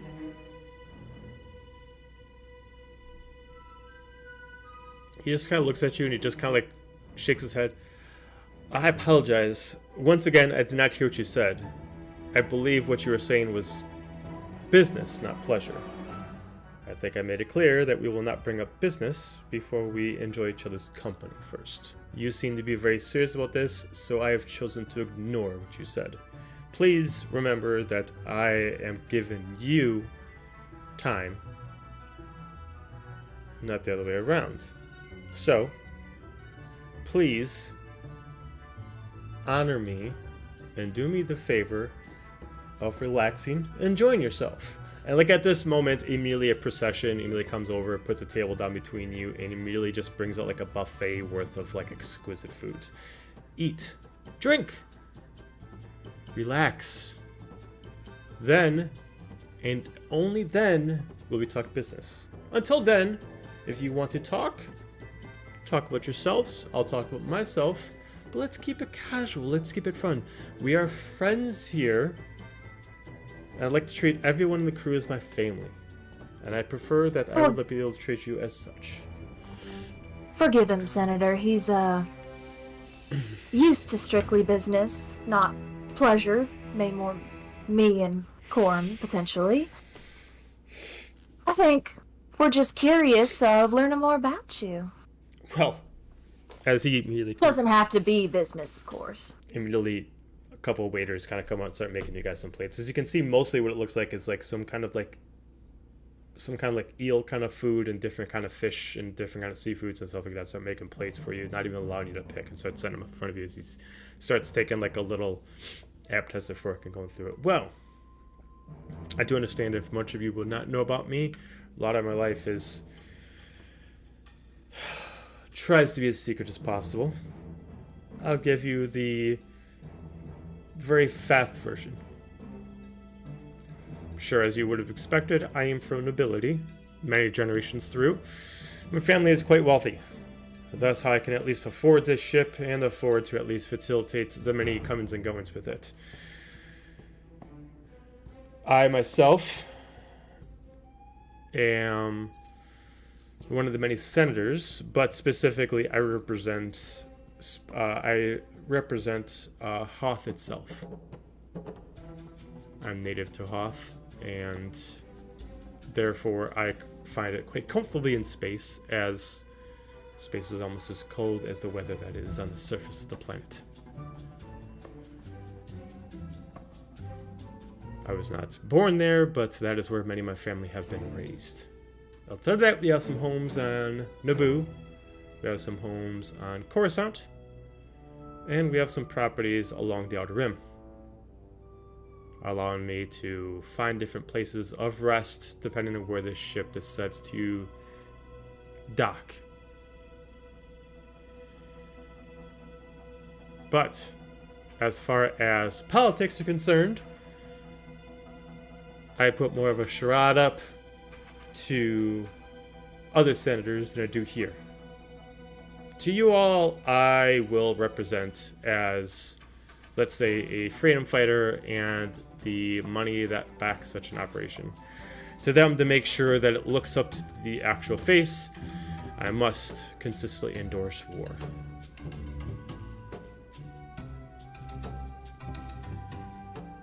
But what about you? Well, who first? Take your pick. Well, you are the one that spoke up, and I would rather hear from a lovely female voice before anyone else's. Go ahead. The floor is yours. I cast a glance around the others and go into my spiel.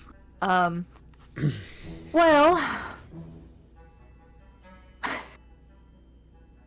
I come from Tatooine, Mos Eisley to be exact. Spent most of my life as a dancer, actually. Like to think I was pretty successful. I was touring all of Tatooine by my mid-20s, so got a little taste of the nightlife there. Never really left the Outer Rim by that chance, but I decided to change a little career change, and now I'm here. Dancer. As you can assume that he ignored all the rest, but the dancer was the key word that he heard. Fascinating. Your, as you can see the creep kind of out of him, your talents would be very useful here. Very useful. Oh, well, that was a while ago. I, don't get to practice very much anymore, but Shame. I do see you have a wonderful taste for nightlife, and I will say we're kindred spirits in that aspect. It's a Well, lovely atmosphere, lovely array of food and drink. I must say, company. this is not all of my doing. I offered up some currency to allow most of the crew to choose what they would like for some kind of relaxation. They'd choose if they preferred nightlife, and I decided to take it and make it my own. So, let's Well, I say, certainly wish we had more places like this on Tatooine. well, you just need to know the right location, my dear. Corum, what about you? Pilot. And that's really all I know about you. Well, eating some of the food, and he's just gonna be like, "That's really all there is to me. Just freight pilot, just making my way through the galaxy as best I can, and just stumbled ass over tea kettle and all of this." Simple, easy. I like it. And Yeah, give some information, like where were you born? Where'd you grow up? On a that's all right. planet. You don't have to bore me with the details of your birth. It's quite alright. It's fine enough to know that you're a simple man with simple needs. And last but not least, Captain Business himself, Nidak. Could you tell me a little about yourself without making it, if I dare say, complicated?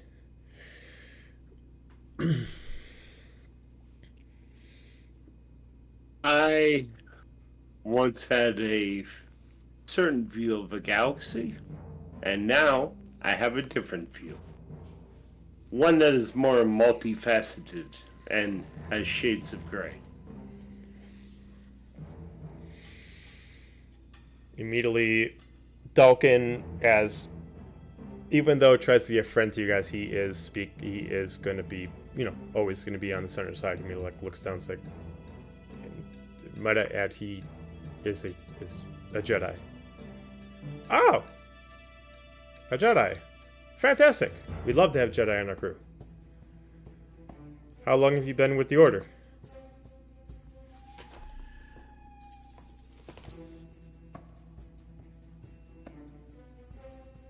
$10. Fantastic.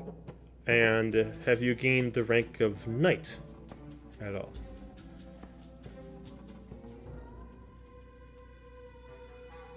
I have not. Oh, that is a shame. Well, I am sorry to hear about the ramifications of what is going on at the court and your order. It is truly a tragedy. As it sounds like both he cares, but he's kind of really milking it. You said the senator is a Jedi? No, he's No, okay. He's He was just implying picking that. up. Yeah, he's just so Dalkin was able to notice that Nidak is a Jedi, so he mentioned it when Nidak wasn't really explaining enough of his story, so he told the senator that he's a Jedi. Gotcha.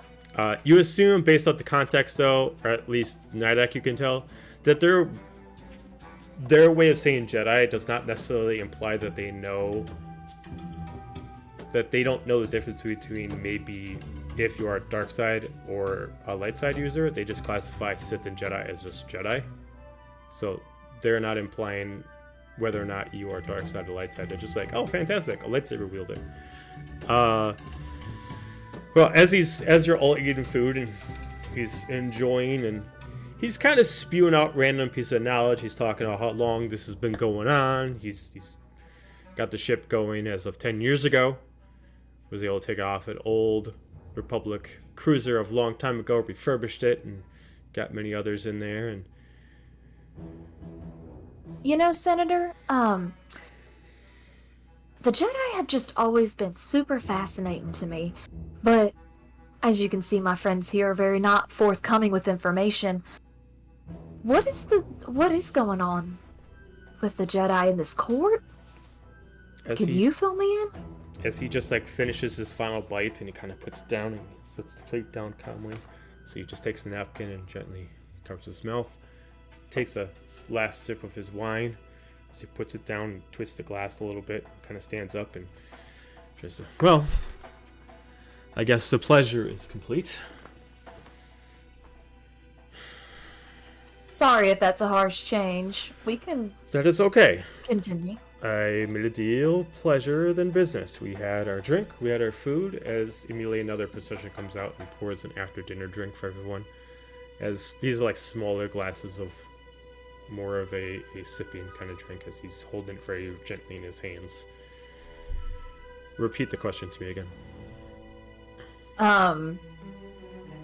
She was just asking what he knows about the Jedi Order and the court. He's just like, well, that is complicated indeed. The Jedi, well, I first say, I am not an expert when it comes to the Jedi, or the Sith by any means necessary. I just know that the war started with them, and I know the court came in and decided to come in with the Force and destroy much of it. Tragedy indeed. We are merely cleaning up a mess that they are causing, and hopefully saving some lives on the way. So the Jedi started it, and the court is coming in to clean up the mess. It doesn't really sound like much bad guys to me. No offense, Nidak. He just kind of like And then, looks like- disgusted. Are you implying that we are the villains of this story that you're concocting? No, not at all. I was referring to the Jedi. Am I misinterpreting this? He looks confused. So does Dalkin, and sorry, my battery's getting low on my headphones. Connor's gonna be like, Mark, I think you are. I think he said that the Jedi and this court were duking it out, causing a mess, and now these guys, and he points at the senator and Dalkin, he's like, they're coming around cleaning up the leftover mess that these idiots are causing. Forgive me. It must be the, refreshments.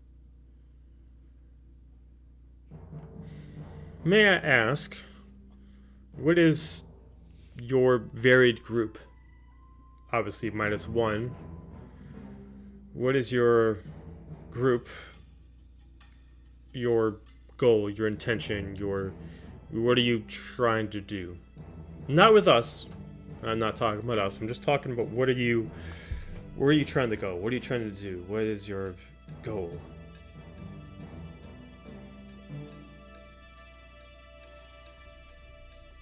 He's gonna look at Nidak.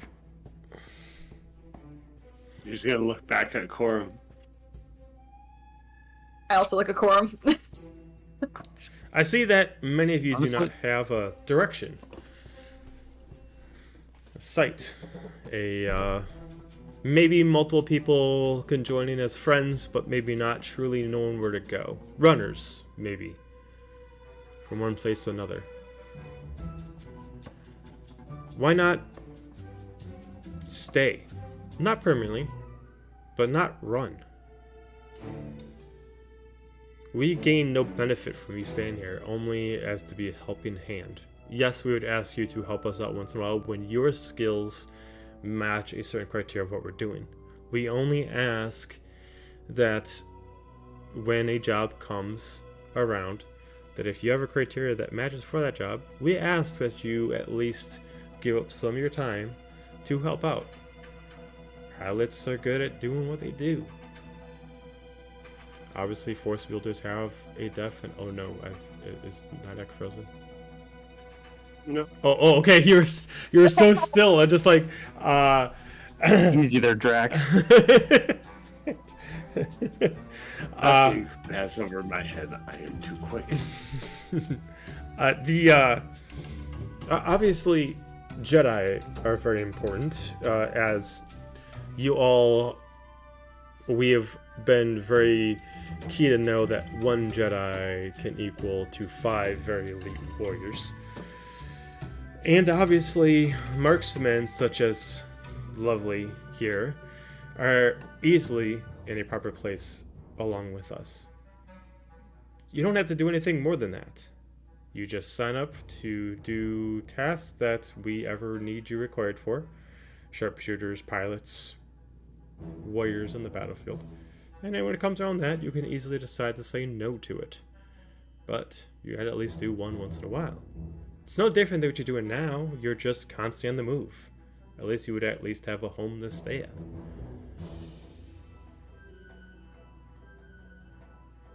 I think we can certainly be bought, but what kind of tasks do you have in mind? Well, tasks come very, varied. I mean, whenever we have to survey certain planets, we'll send certain people ahead. You, if you understand, are very good with the rifle. You'd probably be sent out with a crew as such to keep an eye on them to make sure they are protected. Long shooter of sorts. Pilots are always useful. If you ever need to get someone dropped off and picked up pretty easily, I'm certain the quorum would be easily up for a task. And if there is any accounts that we know that there is the court having any kind of force wielders, it wouldn't hurt to have another one on our side. Times whenever they are acquired is when your services would be necessary. Outside of that, enjoy the life that we have here. And if you decide to volunteer for anything else outside of that, you're welcome to do so. And I would also like to say that your opinions will be more valued if you are a part of the team instead of visitors coming and going. So he just takes a little sip of his drink. Worm's gonna put his plate down in his glass, and kind of just like lean back in his chair for a second and just kind of be like, well, Senator, may not have realized that you did this, but you more or less moderately tipped your hand that you knew more about us than we informed you of. And you want to be informed? I get it. I can appreciate that. But none of us are looking for an opportunity to get into this little pissing match between the Jedi and the court and whatever you guys are doing. Like Mark said, we can be bought, but by bought it means you can pay us a respectable amount to do a job that we are skilled at. And that's fine. I highly doubt we're going to be staying here, but we'll be more than happy to give you our comms, and if you want to reach out, if you have a job that you think we can handle as a group, we'll let you know if we're taking it or not.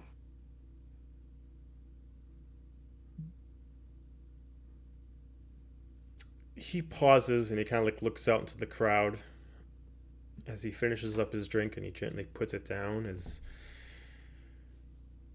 he looks back at you. I do apologize. Maybe there was some confusion. Yes, we'd like you to stay and participate and help, but we don't have the money to hire contract work. If you do not want to stay, that is fine. But we have plenty of soldiers of our own. We cannot sacrifice the money to pay what we already have for. Well, we're not doing anything for free here. We appreciate the hand. And if there's something imminently that you might need help with, we could probably help you out.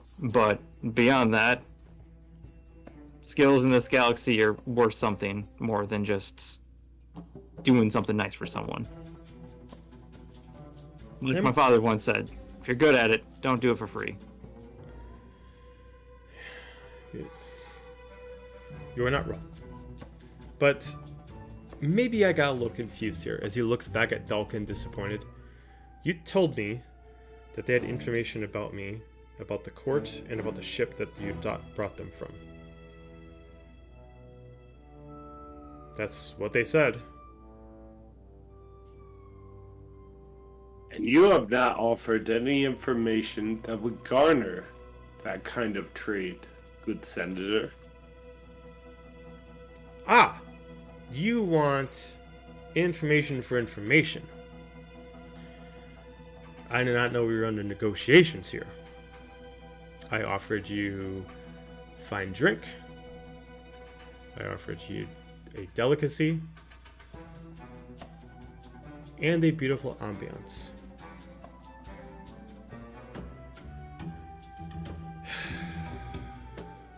I see that I misperceived all of you. I certainly appreciate the lovely dinner that you have brought us and your company and time. But we are more than happy to barter some information that we have additionally for anything that you might have to help us navigate this galaxy.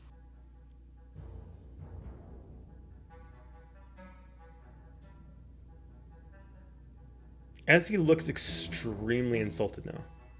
Let me get this straight. Expensive works in the medical bay to save your friend.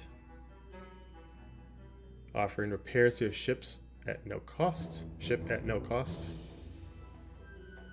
Apparently droids damaged at your surface.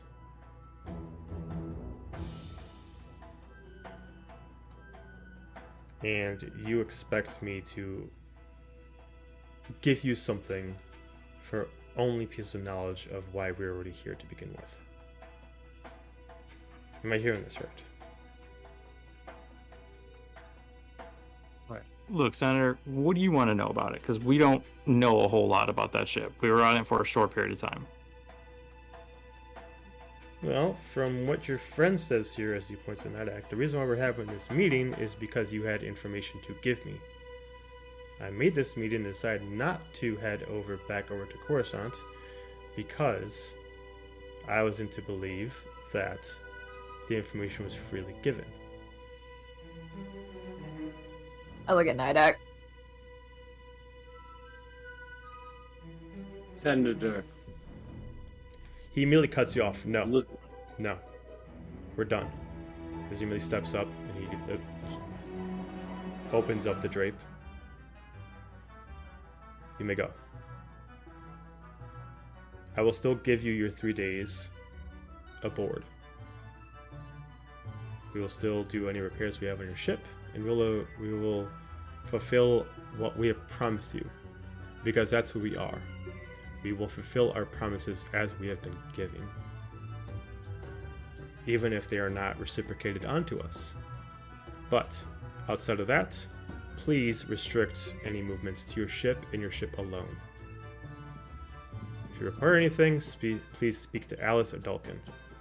Outside of that, have a lovely night. And please be departing off our vessel in 3 days' time. As immediately Dulcan starts walking you out.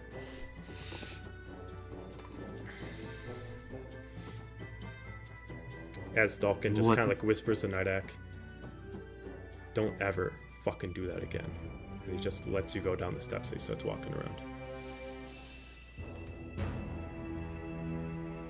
I'm gonna drink all the booze from the table and then leave. Okay. As I'm gonna let the two walk out first before I do. So if Nidak wants to do anything, I'm hanging back with y'all. disappointing. Stand up and walk out. You told him we had information? That would have been a good heads up. Didn't give us. I was trying to find the moment to interject and get a give and take, and he shut us out. Well, when you tell a senator that you have information, you gotta give a little before you take. He was ready, and then he cut the meeting off.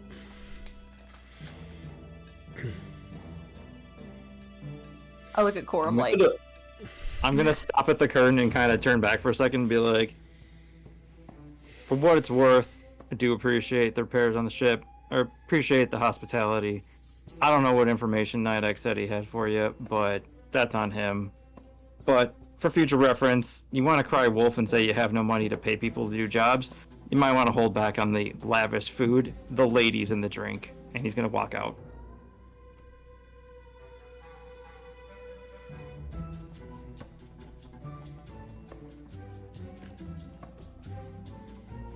can I try to fix this before you roll? I was gonna say, as they both like. I just want to Throw 'em say, off, I'm not he's gonna tell gonna you guys what it's for, but I got a natural 20. I'm gonna leave that sinking for later on. Oh yeah, never mind. All right. I'm gonna So meander off. Sadness. as you are being coaxed your way out and out to the bouncer, where he immediately is being communicated to that you guys are not allowed to come back in. As the bouncer immediately just looks at you. Apologize, but I was just given word that you must return back to your ship. Please. So he just gestures that way, but does not force you to go that way.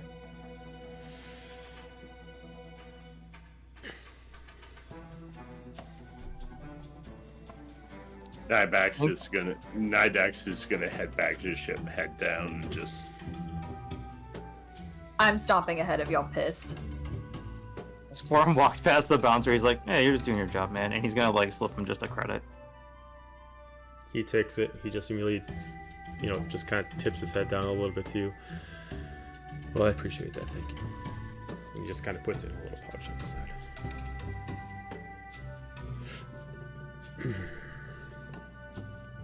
When we get back to the ship, I want to whirl on the guys and just snap because no one's around and just be like, one, if you have fucking information, you give it.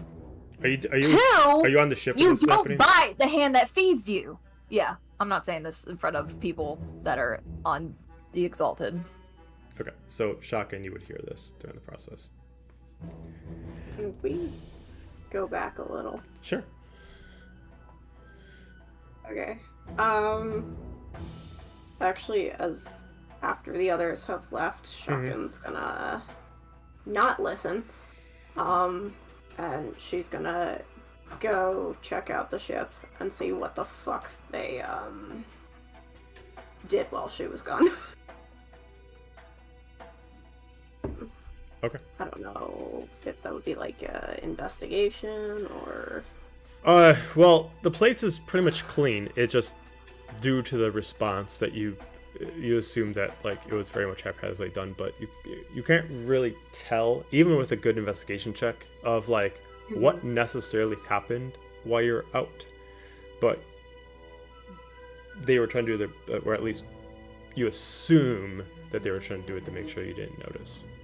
But you can't really tell.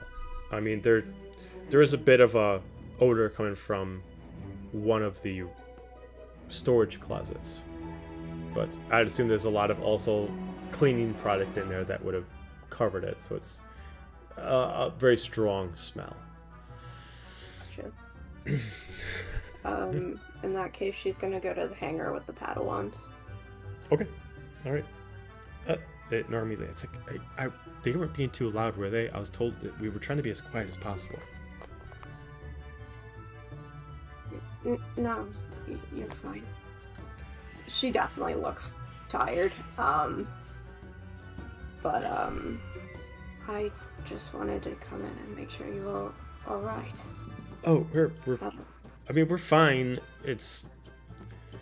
be honest, we're getting a little stir crazy. Don't get me wrong. We totally appreciate everything you all are doing and allowing us to stay in the ship, but I mean, I'll be honest, it's a cargo hold. There's several of us, and the Padawans are used to large rooms training. And I understand tough times, but there's a grand ship out here that we're currently docked in, and it wouldn't hurt for them to stretch out their legs a little bit and have some free roaming to do, or at least take up them offer and offer to allow them to at least, clean themselves up and, have a shower or something like that. I understand. If I'm being perfectly honest, I don't know what's going on right now, so Well, it's okay. don't really have answers for you. That's all right. I was just, telling you the stress that's going on. I'm not expecting you to fix it. Like I said, I understand tough times, but all I can say is that whenever we do leave, if we leave, it wouldn't be a bad idea to maybe get them back to the temple as soon as possible, lest they lose a lot of the training that they've learned.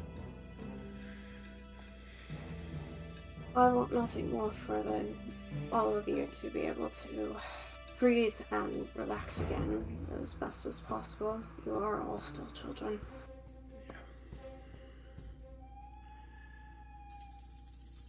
I don't have much energy, but I am more than happy to offer what assistance I can, even if it's just a decent meditation for everybody. Well, they've been, I'll say they've been meditating quite a lot. If anything, the one thing they're getting sick of is meditation. I'll say that.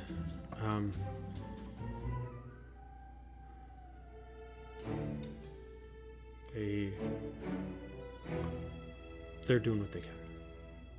But if you want to come in to meditate and just do your own thing, I'm sure they'll just follow.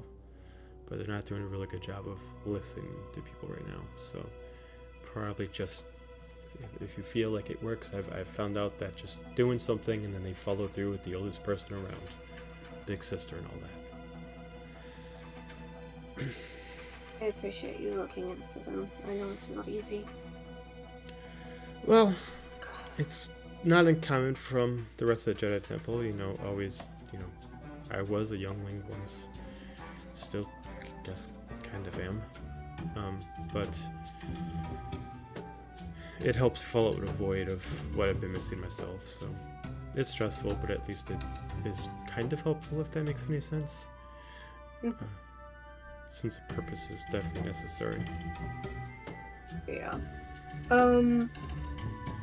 As far as the hangar goes, is there, any additional, closets or, I don't know, something where I could look in to maybe try to find, paper or supplies? No, all the supplies is right out there on the hangar floor, and there's only a couple of boxes, and they're, one of them, one of them would have, would be extra battery casings for different pieces around the ship for maintenance, and another one would have specific tools for doing the maintenance with.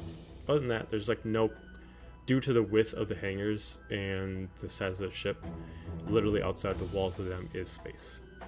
So there is really no open compartments that you can get into. Are there any big containers that I could empty out? The biggest container you can find is probably maybe 5 by 5. Okay. I think I may have an idea on how to at least handle some of the energy that the younglings have. Oh. Can I get your assistance, Nora? Oh, yeah, of course. Can you help me empty out these containers and sure. stack them just over here? Okay. And she helps you empty out the containers and kind of puts the stuff over to the side and helps you move them. Oh, okay. Alright. Stand back a little. She's gonna pull out her Shoto lightsaber, and she's gonna start cutting little holes and stuff into the containers, and using her lightsaber to weld containers together. She's basically just gonna create a little playground for them to play on. Okay, gotcha. I take it. And she'll kind of weld that into the floor, so it's not gonna go anywhere. Oh, I'm sure Quorum's gonna love that. Okay. He can deal with it. It's better than the rest of the ship getting destroyed. Fair enough. Okay. But yeah, she's just gonna try to give them something that they can put all of their energy into and have fun with. Okay. And she'll, if some of them are kind of hesitant, she'll kind of explain, maybe if some of them don't really know what a playground is, Okay. Yeah. I'd say with this thought process, because I don't know where you're going with this, you can easily find different kind of pieces around the ship that can help you out. You can make a swing out of certain kind of cable ropes, and you can use some kind of if you feel so bold, take out supplies extra tubing that would be for the ship to kind of crawl into and stuff like that. You can find pieces that can make it kind of over the top if you feel so inclined. Yeah, I'm not going to use anything essential, but stuff that I know that can be spared. Okay, sure, fair enough. All right, yeah. You're able to put some stuff together, and after kind of showing the kids essential idea of what this is. It takes them a little bit to kind of like grasp the concept. And then very much like the monkey see, monkey do kind of like that, one of them tries it first, and as one of them sees the joy that comes out of their face as they do it, the others kind of start pouring in and starts playing around with it, and they start having games, and they start experiencing a life that maybe has been taken from them a long time ago, a life of childhood that's been replaced by duty, and you can feel joy that you gave that back to them.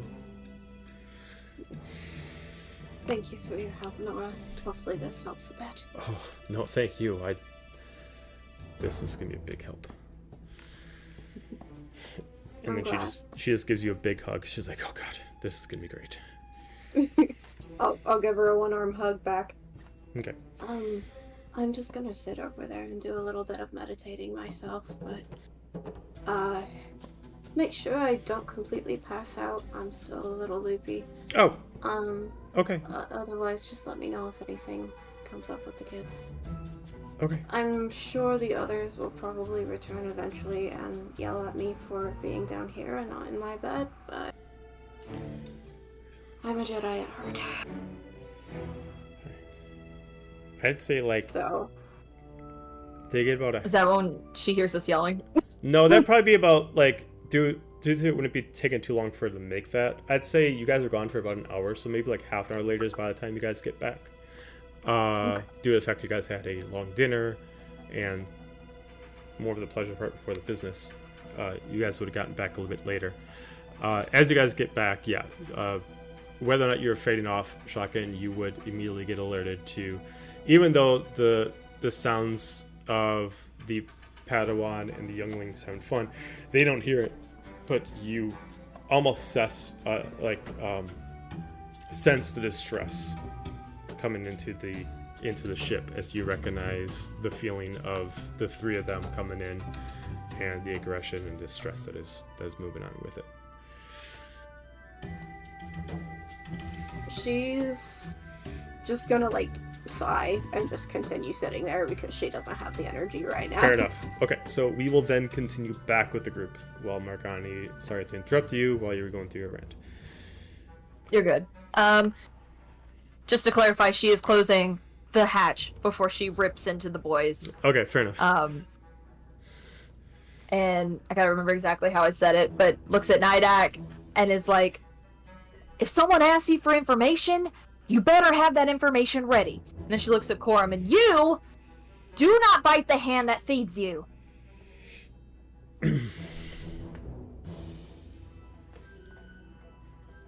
We are in a really fucked up spot right now, and I don't know if you guys have figured that out yet.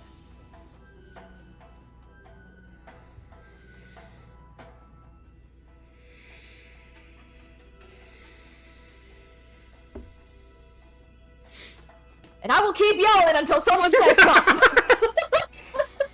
Somebody speak now, damn it! This is getting awkward. Corum, he actually starts kind of chuckling a little bit, and he's just like,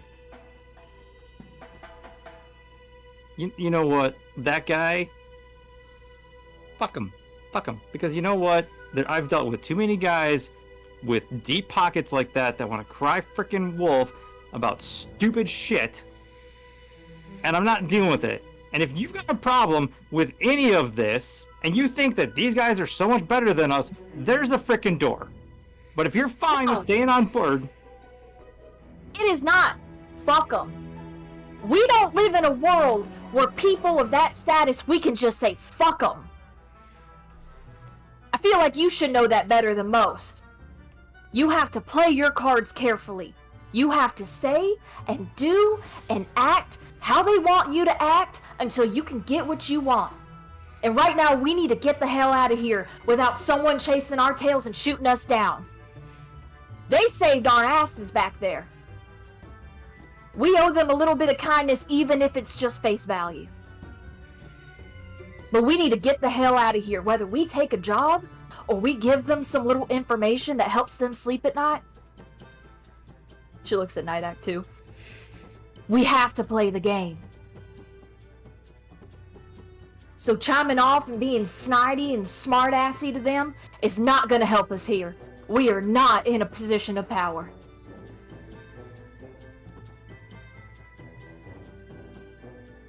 I tried. I tried to talking to him. I said that's fine. I apologize that Nidak didn't have the information that he wanted.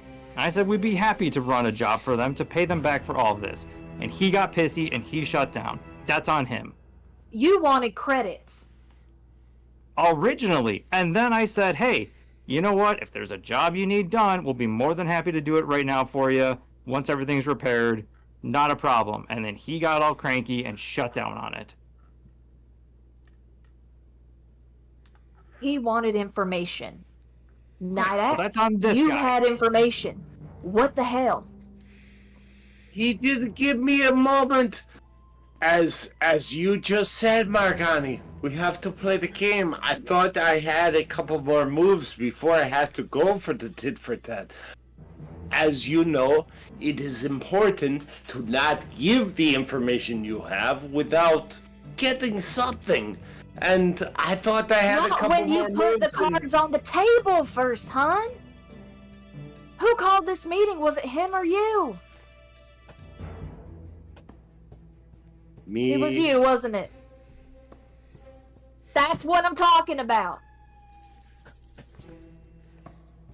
And Corum? Letting your anger get the best of you and saying some snide shit on the way out was not the way to do it either. Not accidentally in the back of the car. It was pretty good though. Yes, it was good, but it's not good for us probably Yeah, in the next agreed. 3 days. You know, I just find a huge level of humor in this entire situation that you, of all people, are saying this right now. Look, you want to play nicey nice, you get the information from Nidak, you can go take it to Captain, or Senator Von Prissy fucking Pants, and if he's got something that he needs done as a job, we'll be happy to go take and move something for him to get off this ship in 3 days. But beyond that, I don't give a crap. I don't give a flying crap. And you know what? I have dealt with people like this. I do know better, but I'm not doing it ever frickin' again. When I spend most of my life smiling for these a-holes, doing whatever they want, and they can just take whatever or whoever they frickin' want, I've had enough of it. This is why, and all of you guys have said it, that we need to find a purpose or whatever. This is why I keep moving. This is why I keep flying and just taking the next job, because that's all there is in this galaxy, is watching my ass, watching the people on my crew, and getting us to the next job and the next day. I can't worry about 3 weeks from now, 3 years from now, who the hell's behind us, because there's always someone behind you, no matter what. Whether they want what you have, whether they want you, it doesn't matter. We have to keep moving. And maybe I will have to go and fix the shit that y'all put us in, so that way we don't have more people behind our backs, because we already have a pretty decent number with the damn cargo we have in the cargo bay. Then do what you gotta do. And I'm just gonna, like, walk off.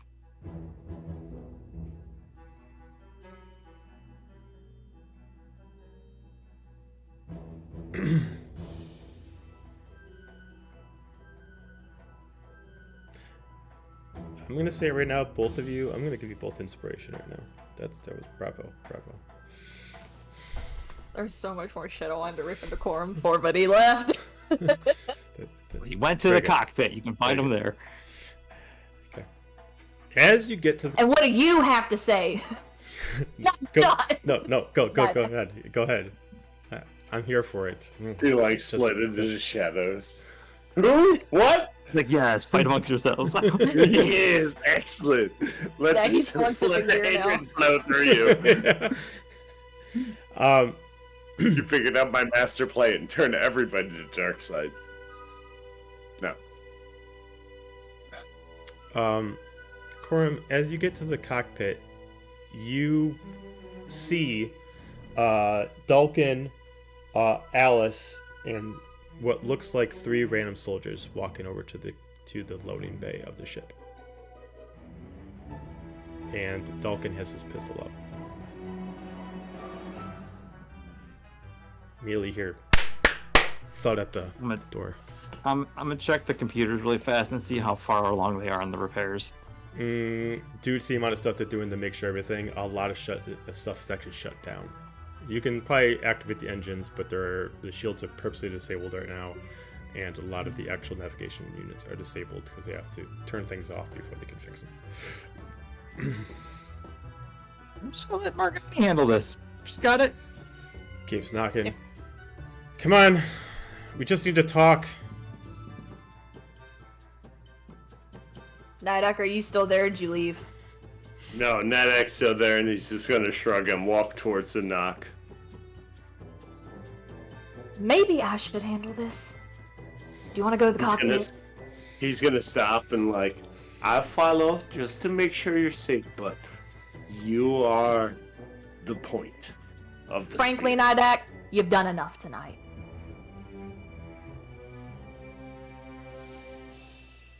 He'll go back to the cockpit. I'll bang on the door back. Just be like, just talking. Right? As long as it is peaceful on your end, it will be peaceful on our end. She'll open the hatch and pray that she's not making a really stupid decision right now. Immediately, you just see Dalkin just look at the rest of the men. Hands off. As they're not putting their hands on the holsters, as he puts his back in. This has nothing to do with the meeting. As Alice just passes him over a hollow screen.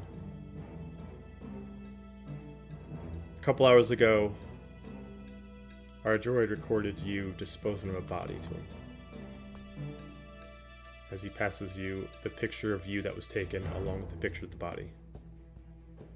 Due to the amount of damage done to the body, we cannot tell who it is. But we're able to tell this was done here. Most likely in your ship. Now, under the circumstances, if it was your two friends, this would be differently. But Senator Talk is willing to talk to you to understand the situation.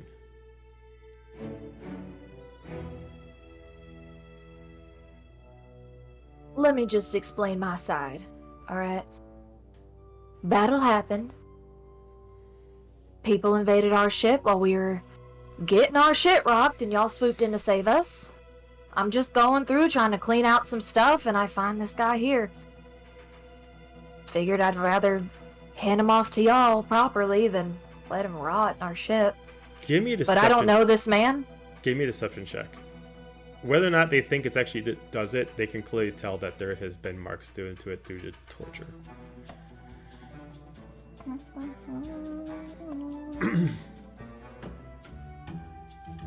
Just for shits and gigs. Okay. I was gonna use that inspiration you just gave me. Math again. 22. He looks at you. Well, I believe that you do not know what has happened. But nonetheless, based off what we can tell, this man died after you arrived. So, we believe it would be fair to you that we talk to the more reasonable of your group. Therefore, we are calling upon you. Whether it's you that did this, someone else, or it had nothing to do with you. We just need to hear your side of the story and what you know and what you suspect, and we'll go from there. All I gotta say is, worst case scenario, if for some reason that we find this as a crime, we do not prison anybody within our ship, but we will complete any fixtures that we have, and you will be booted from the ship immediately. With your ship, of course. No harm to your crew, nothing. But, no less, this has gotten so far that it has grabbed Senator's attention, so I would kindly ask you to accompany us back over into the suite they was in and explain what you know.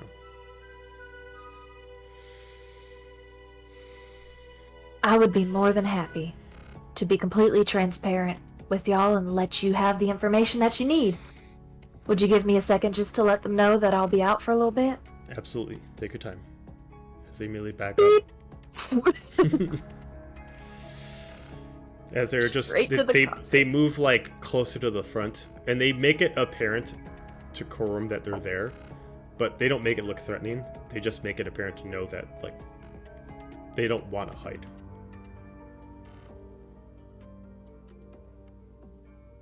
I'll walk into the cockpit with the two and be like, well, Already trying to reconnect. you sounded muffled, say that Yeah, again. you're very muffled. Sorry, I said he's under like the consoles, like trying to reconnect wires to get power running.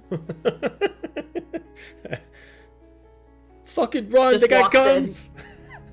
Just like slams a fist on the doorway so you can like hear her coming in, be like, well, our night just got better.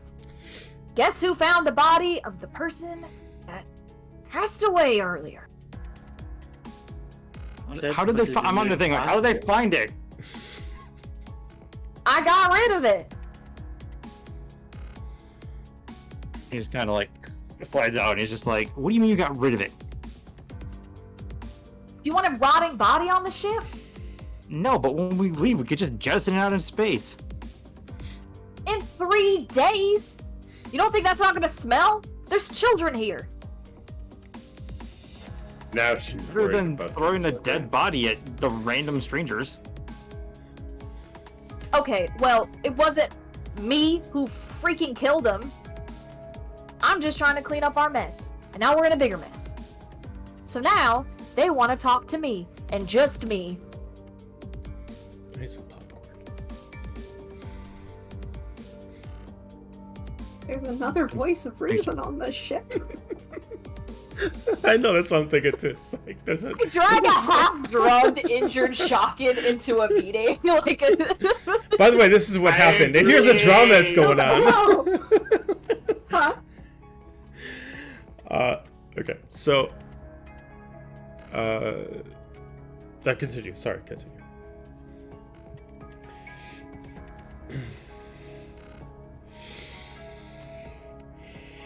Are we speechless Tell them again? the truth. Far. Tell them the truth, Margani. I don't know shit about him. I just know y'all stuffed him in a closet for like 2 days. Or 1. You stuffed him Tell in a this- closet, it smells. Tell the senator that as far as you know, that was a battle captive from the other ship. And if he wants to know more, come talk to the Jedi's on board. He's more concerned with the fact that he died here. I tried to play it off like he was an accidental casualty. Mm. He accidentally got his neck broken. He accidentally got his finger cut off. He just He's kept falling clumsy. on a knife. I don't know. He's fucking clumsy. I know what to tell you. And frankly, Now that- the Tans are not gonna agree with me here if I say he fell on someone's knife. I just imagine how this would actually happen. Like, he just randomly drops his knees on like some sharp objects. Very Home Alone. I've got this. Hang on. So Corum like slides out, and he's like, "All right. First, Nidak, he hands him a data pad. He's like, you need to write down everything that you know that you were gonna tell the senator." And then Corum's gonna be like, "Secondly, Marg, tell the senator or whoever you're gonna be talking to that we captured him during the fight, that he was held in our cargo hold, and when we were coming out of hyperspace and all that was going on and we were taking damage, that he got thrown around the cargo hold, there was some glass in there that broke, and a big ass crate landed on his head or his neck or whatever, and he broke his neck because he wasn't secured." Yeah, and he fell into your knife. He fell into your knife he fell into 18 shards times. of glass that broke. Big ass crate glass that. No, don't write this down. Write that down! Write down what No. you know. Not that. Just make it sound like it happens. Stuff gets loose during flight.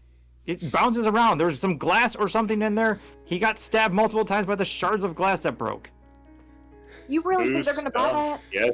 It's worth a freaking shot. Do you think they're You gonna tell him the buy truth of what we did to that? this guy? Look, first of all, the Evidence a-hole doesn't deserved lie, it. Torm. I'm not arguing that. Yelling at this point. I'm sure they are. Not being the person, like, if you read a script, it says, then you would out loud say, pause for 3 seconds. I imagine that Shocking You shocking. I imagine Shocking just hears yelling for probably a solid, like, 10 minutes. There is, like, 2 minutes of silence, and then another 5 minutes of yelling, and she just sighs, gets up, and starts walking towards the shouting. Mark. And another thing. Let me tell you something about you that you didn't know. Corbin, what is your plan? What do you want to do? My plan is to What get us the is- hell out of here as fast as possible. So if I gotta say whatever I have to say for them to let us leave without any problems, I would like to do that. Now here's my thing. They said even if something happened and he died here, they're just going to boot us immediately when our repairs and everything get done. Here's the problem. I don't think that's gonna happen. I don't trust these guys. So we need to have a solid plan B in place for when we need to get the hell up out of here. What is going The on? only thing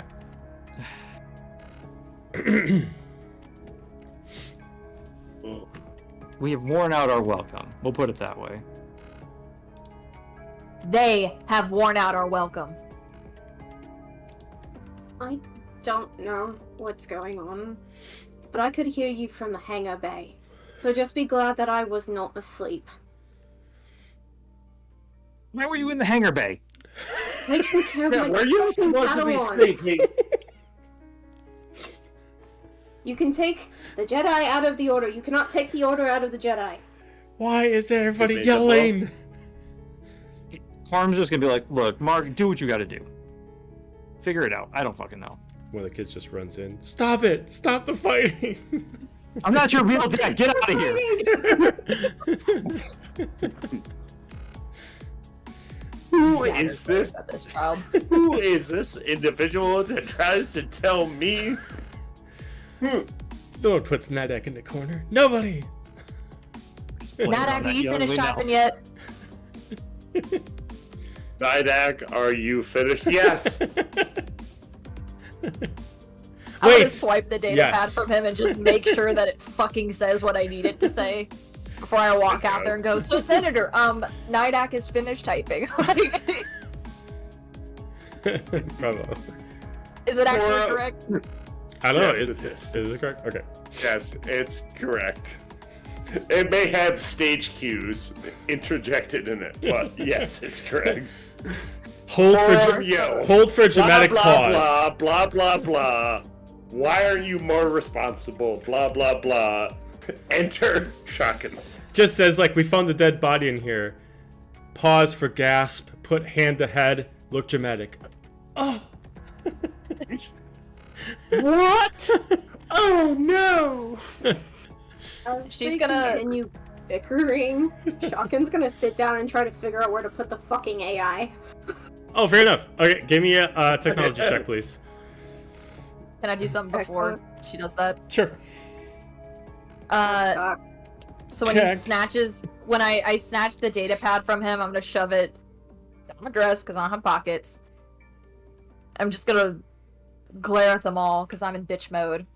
I'm gonna snap it, shock, and be like, "Sorry to ruin your sleep, princess. We got some shit we're trying to deal with." And I'm gonna storm out and go. no, a princess wasn't asleep. I'm naughty. 17. 17. Okay, as you were looking around to find the right spot for it,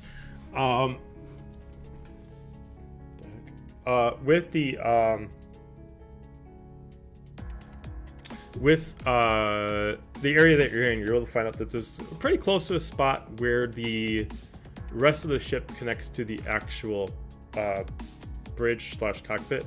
There seems to be like a console there. Normally it looks like it's set for specific asteroids to get into, but it looks like if you take some time, you can open up and modify it without needing a droid, and install the AI unit to the ship. But it will take some time. Especially since you're essentially only using one hand. Yeah. But yeah, it'll take you some time with that roll, maybe like an hour, to kind of go through it and just kind of like bypass what a astro droid can do in like 5 seconds. Okay. All right. Sure. Margani, are you heading back out? Yep. Okay. As you head out, immediately, Dalkin looks at you. Are you all set?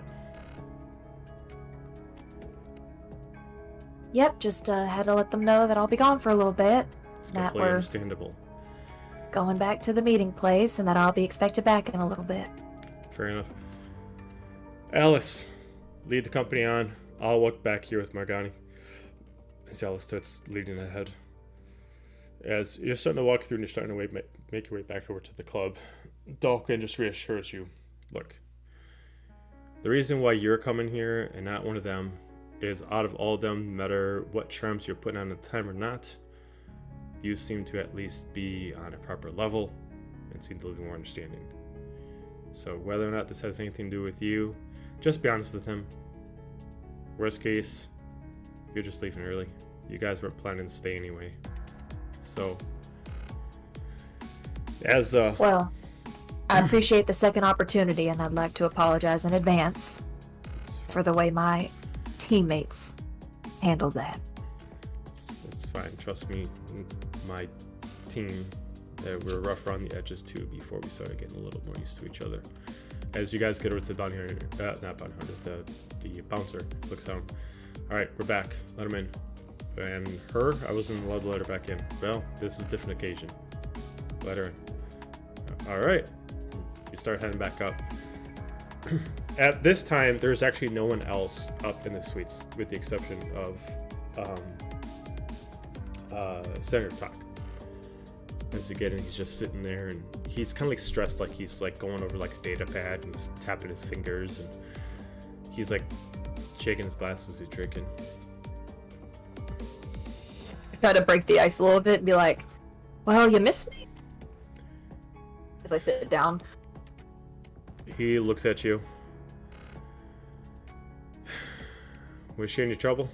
Not at all. She came without problem. Alright. Do you want us to go? Yeah, I mean, you can stay. The rest can go. You're not necessary.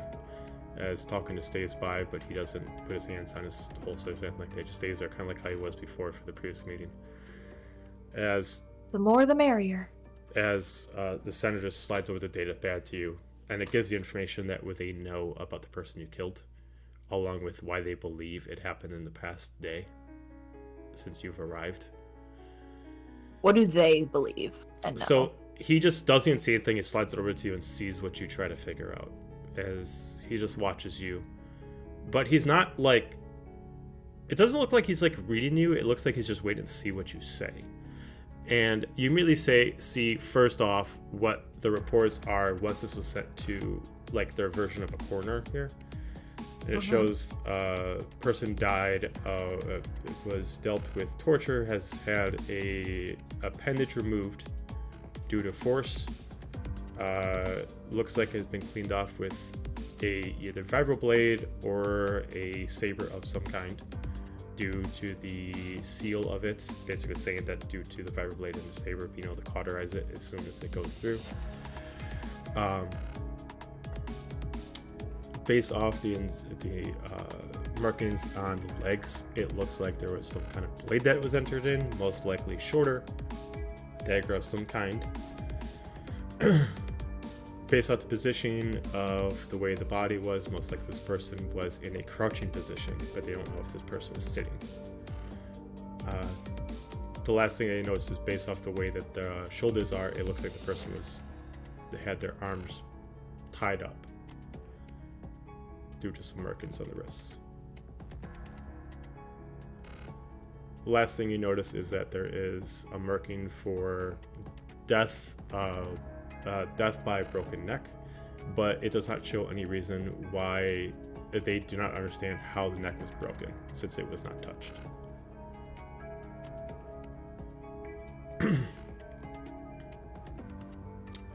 After that, you find out some information. They know who this person is, as he just found out. As he just looks at you, as he sees where he gets his point. We just found out about who this is. As you can see him shaking. The man, presumed dead for maybe 50 plus years. He was a commander in the old order. Way before any of our time.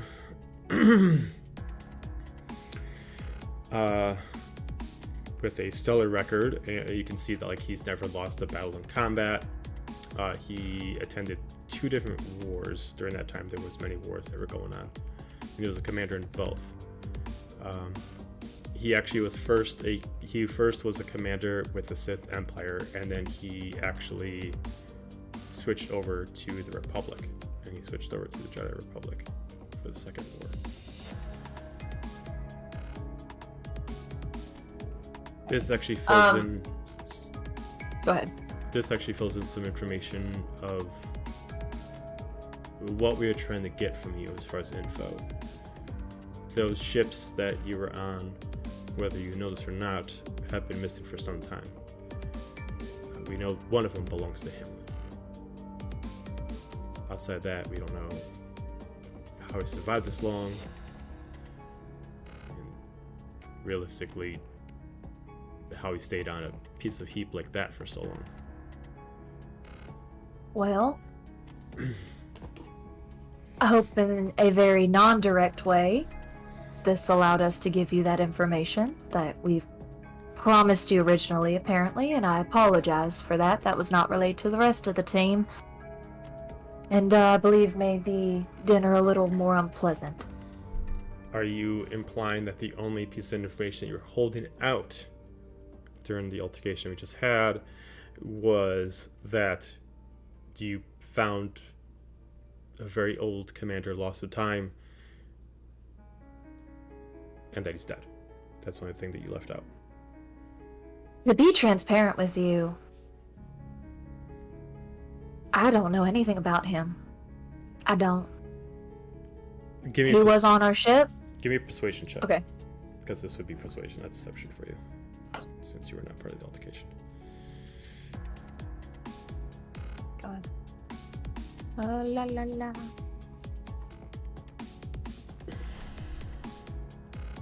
Wait, hold on, stop clicking things. Blah blah blah blah. 28. 28. Well, I believe you. I believe that you do not know who this man is, or at least who it was before I gave you the study pad. I could easily assume that you didn't even know he was on your ship. But, nonetheless, one of your people does. Whether it's the 2 other people that were here with you earlier, or the other team member that was injured during this process. Nonetheless, we know it's one of them, unless you have another stowaway in the ship that we have not been informed of about.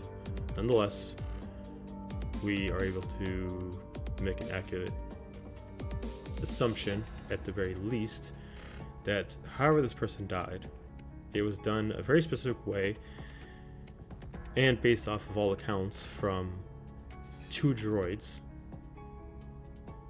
it was done in your ship. Now, I can believe you to say that you know nothing about this. But what troubles me so is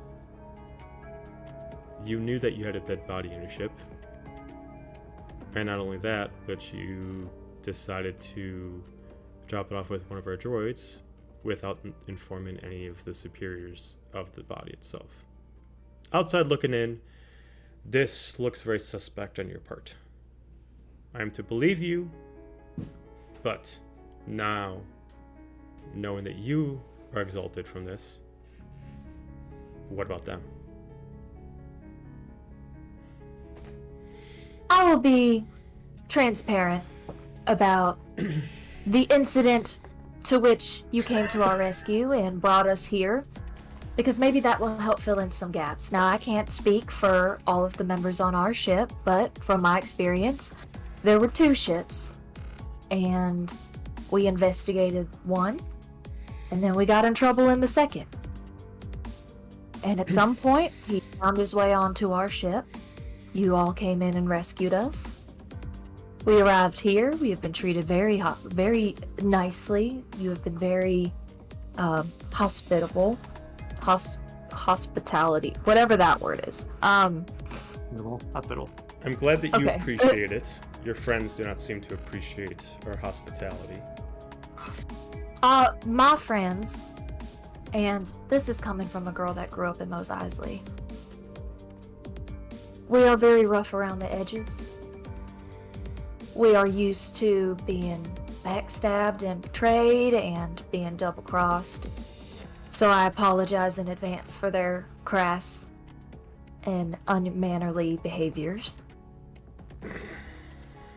But we do, because you have treated us so kindly, we do want to be forthcoming and give you the information that you need. And I'm glad that you were able to find out some information about this, because this is very much news to me.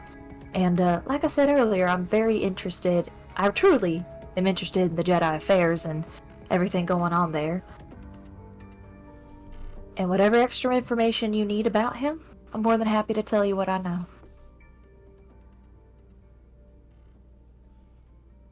Very well. Whatever can be most amicable for all of us, of course. As he kind of leans up forward. Well then.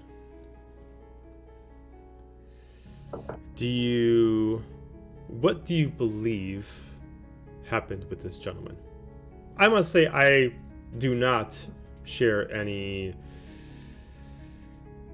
tears for this man's passing. I'm sure he has earned his pain many times over.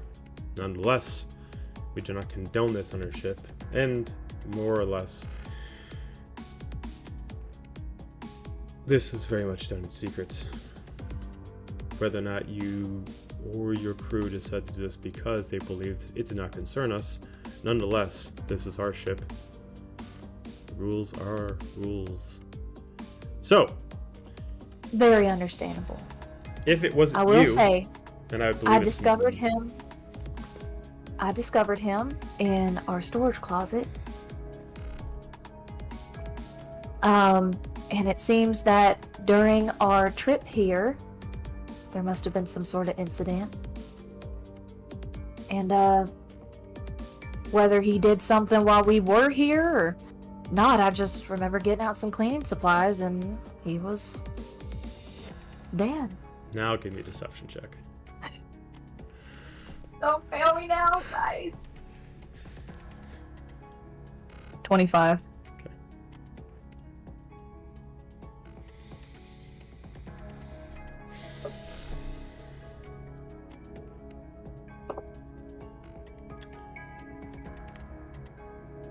All right. Not you. You don't know who.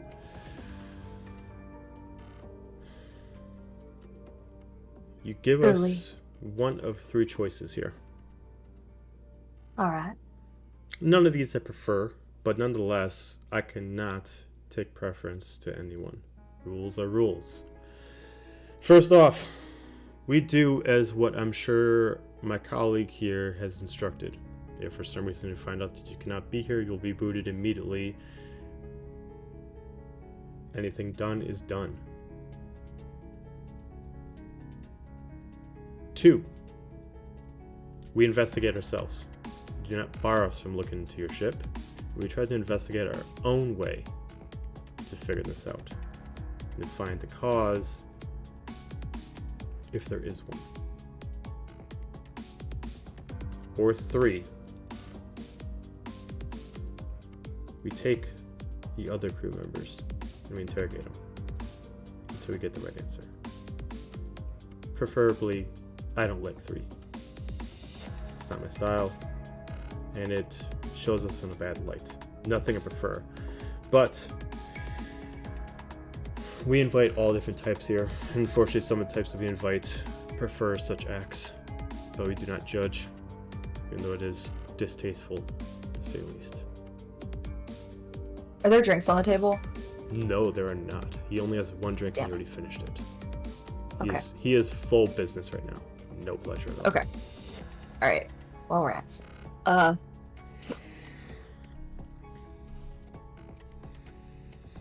I completely understand that you are trying to run a community here, and in doing so, you must make hard decisions and unpleasant decisions to be able to entrust the safety of everyone involved here. So as much as... Gotta choose my words carefully, sorry. So I understand if some trust has been broken by our presence, and we truly do not want any trouble or to cause any trouble or make anyone feel unsafe here. So if it is for the benefit of everyone here, I'm more than happy to tell you what I know about this gentleman, but it does seem like you have most of it. And we can leave as soon as we are able. Do you believe give me more information that I've already given you would change what has already been stated?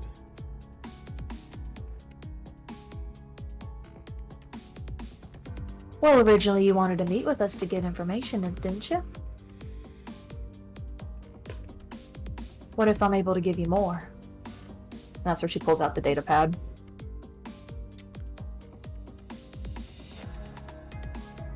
I believe at this point you trust that I will look through the datapad and then I will tell you what you gain afterwards. All I'm asking for is your promise and your oath that I will give you this data pad and the information on it, and you give everyone on our ship safe passage out of here with full repairs. No credits, no hostility, no tension. Just a simple trade. You wanted information after all, right?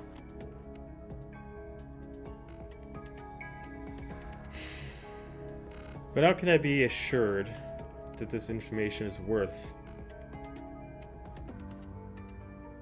full repairs and the possibility of keeping a murderer on board?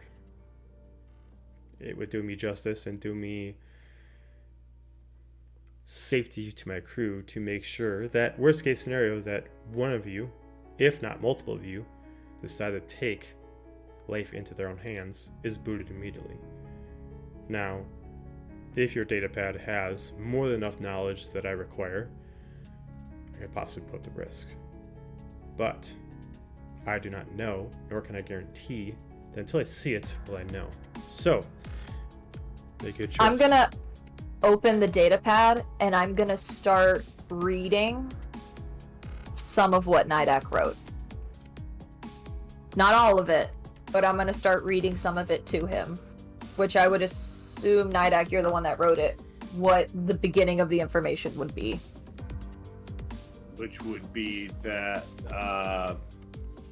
we sensed a extreme balance on the first ship between the light and the dark side.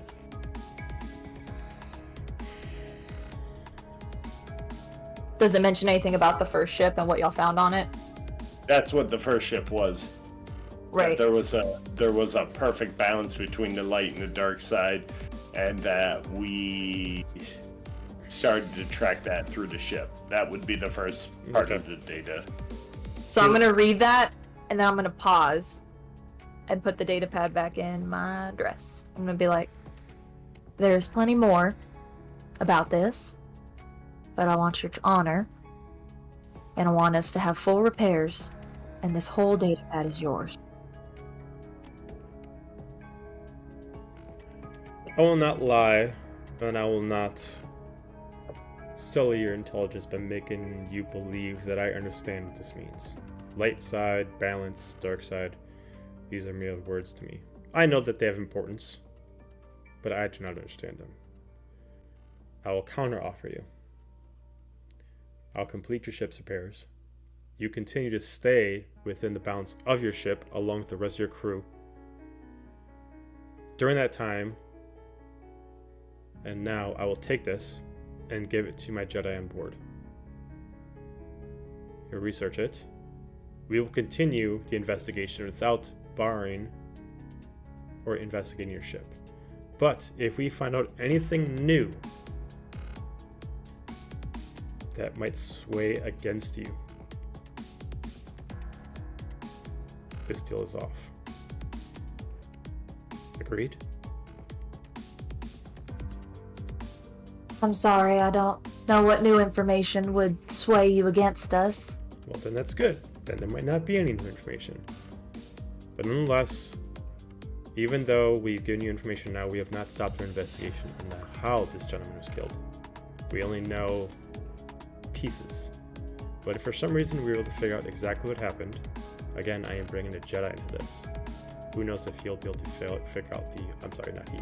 Who knows if she will be able to figure out the whole setup.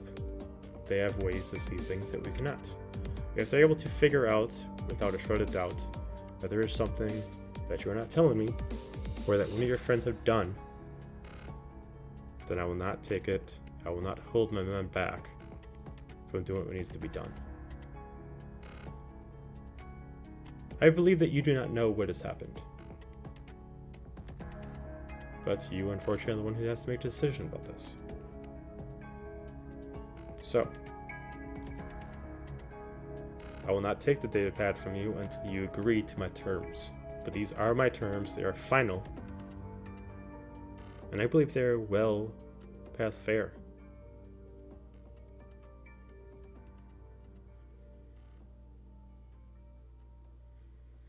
Love, I appreciate the negotiations, and I appreciate your hospitality here and repairing our ship and helping us out, but we are just mere smugglers and bounty hunters and refugees of all sorts from the Order, just trying to make our way through the galaxy.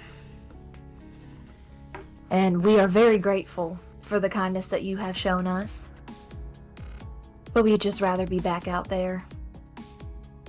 Now, it's unfortunate that there's a body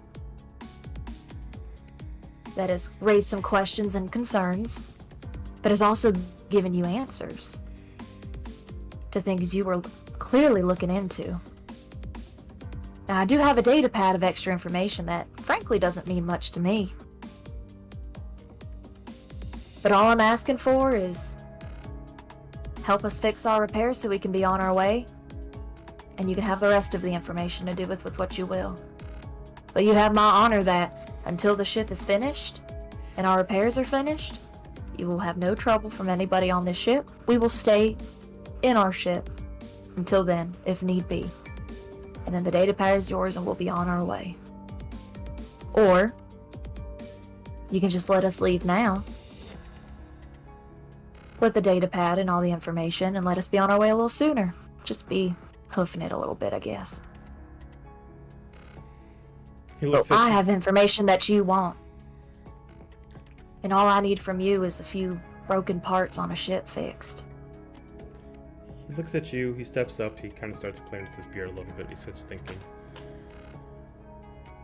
I thought you were different. I offer hospitality, I offer repairs, I offer food. The rest of you just want to keep what you have and take some more.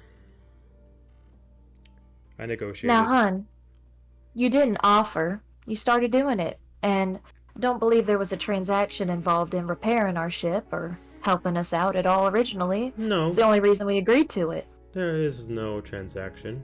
Good faith. I'm trying to have good faith now, aren't I? Then pass the data pad over and trust that I will go through it and everything will be fine. Good faith or good faith. I would love to have good faith. But I come from Tatooine and I just need to make sure that all my boxes are checked. But you have my promise that before we depart, this datapad will be in your hands. As long as you can show me that safe passage. I'm sorry, we had a specific deal that I locked down, as you merely feel a pistol to the back of your head. Oh, damn it. That's where we're gonna end it for the night. I did such a good job! These weren't the terms! What the fuck? So close. If only y'all had just sense shocking. Can I do one more thing before the session ends? Ooh, what would it be? I'd like to break the datapad. No, because you would have been surprised with the pistol. Not if you didn't shoot. Way to get shot. Just like you said, when game starts next time, there was something I would like to be doing during all this. Well, okay. Oh, boy. All right. So you break the datapad. No, it's fine. I won't push the DM. It's cool. It's fine. I'm not saying what to Nothing do right now happens. either, my thing. Just next game. Oh, okay. All right. So we are gonna end it there for the night. Everything for joining the stream, giving a couple follows, join the chat. Love you all, and do not forget to check out Echoes tomorrow. Good night. Good night.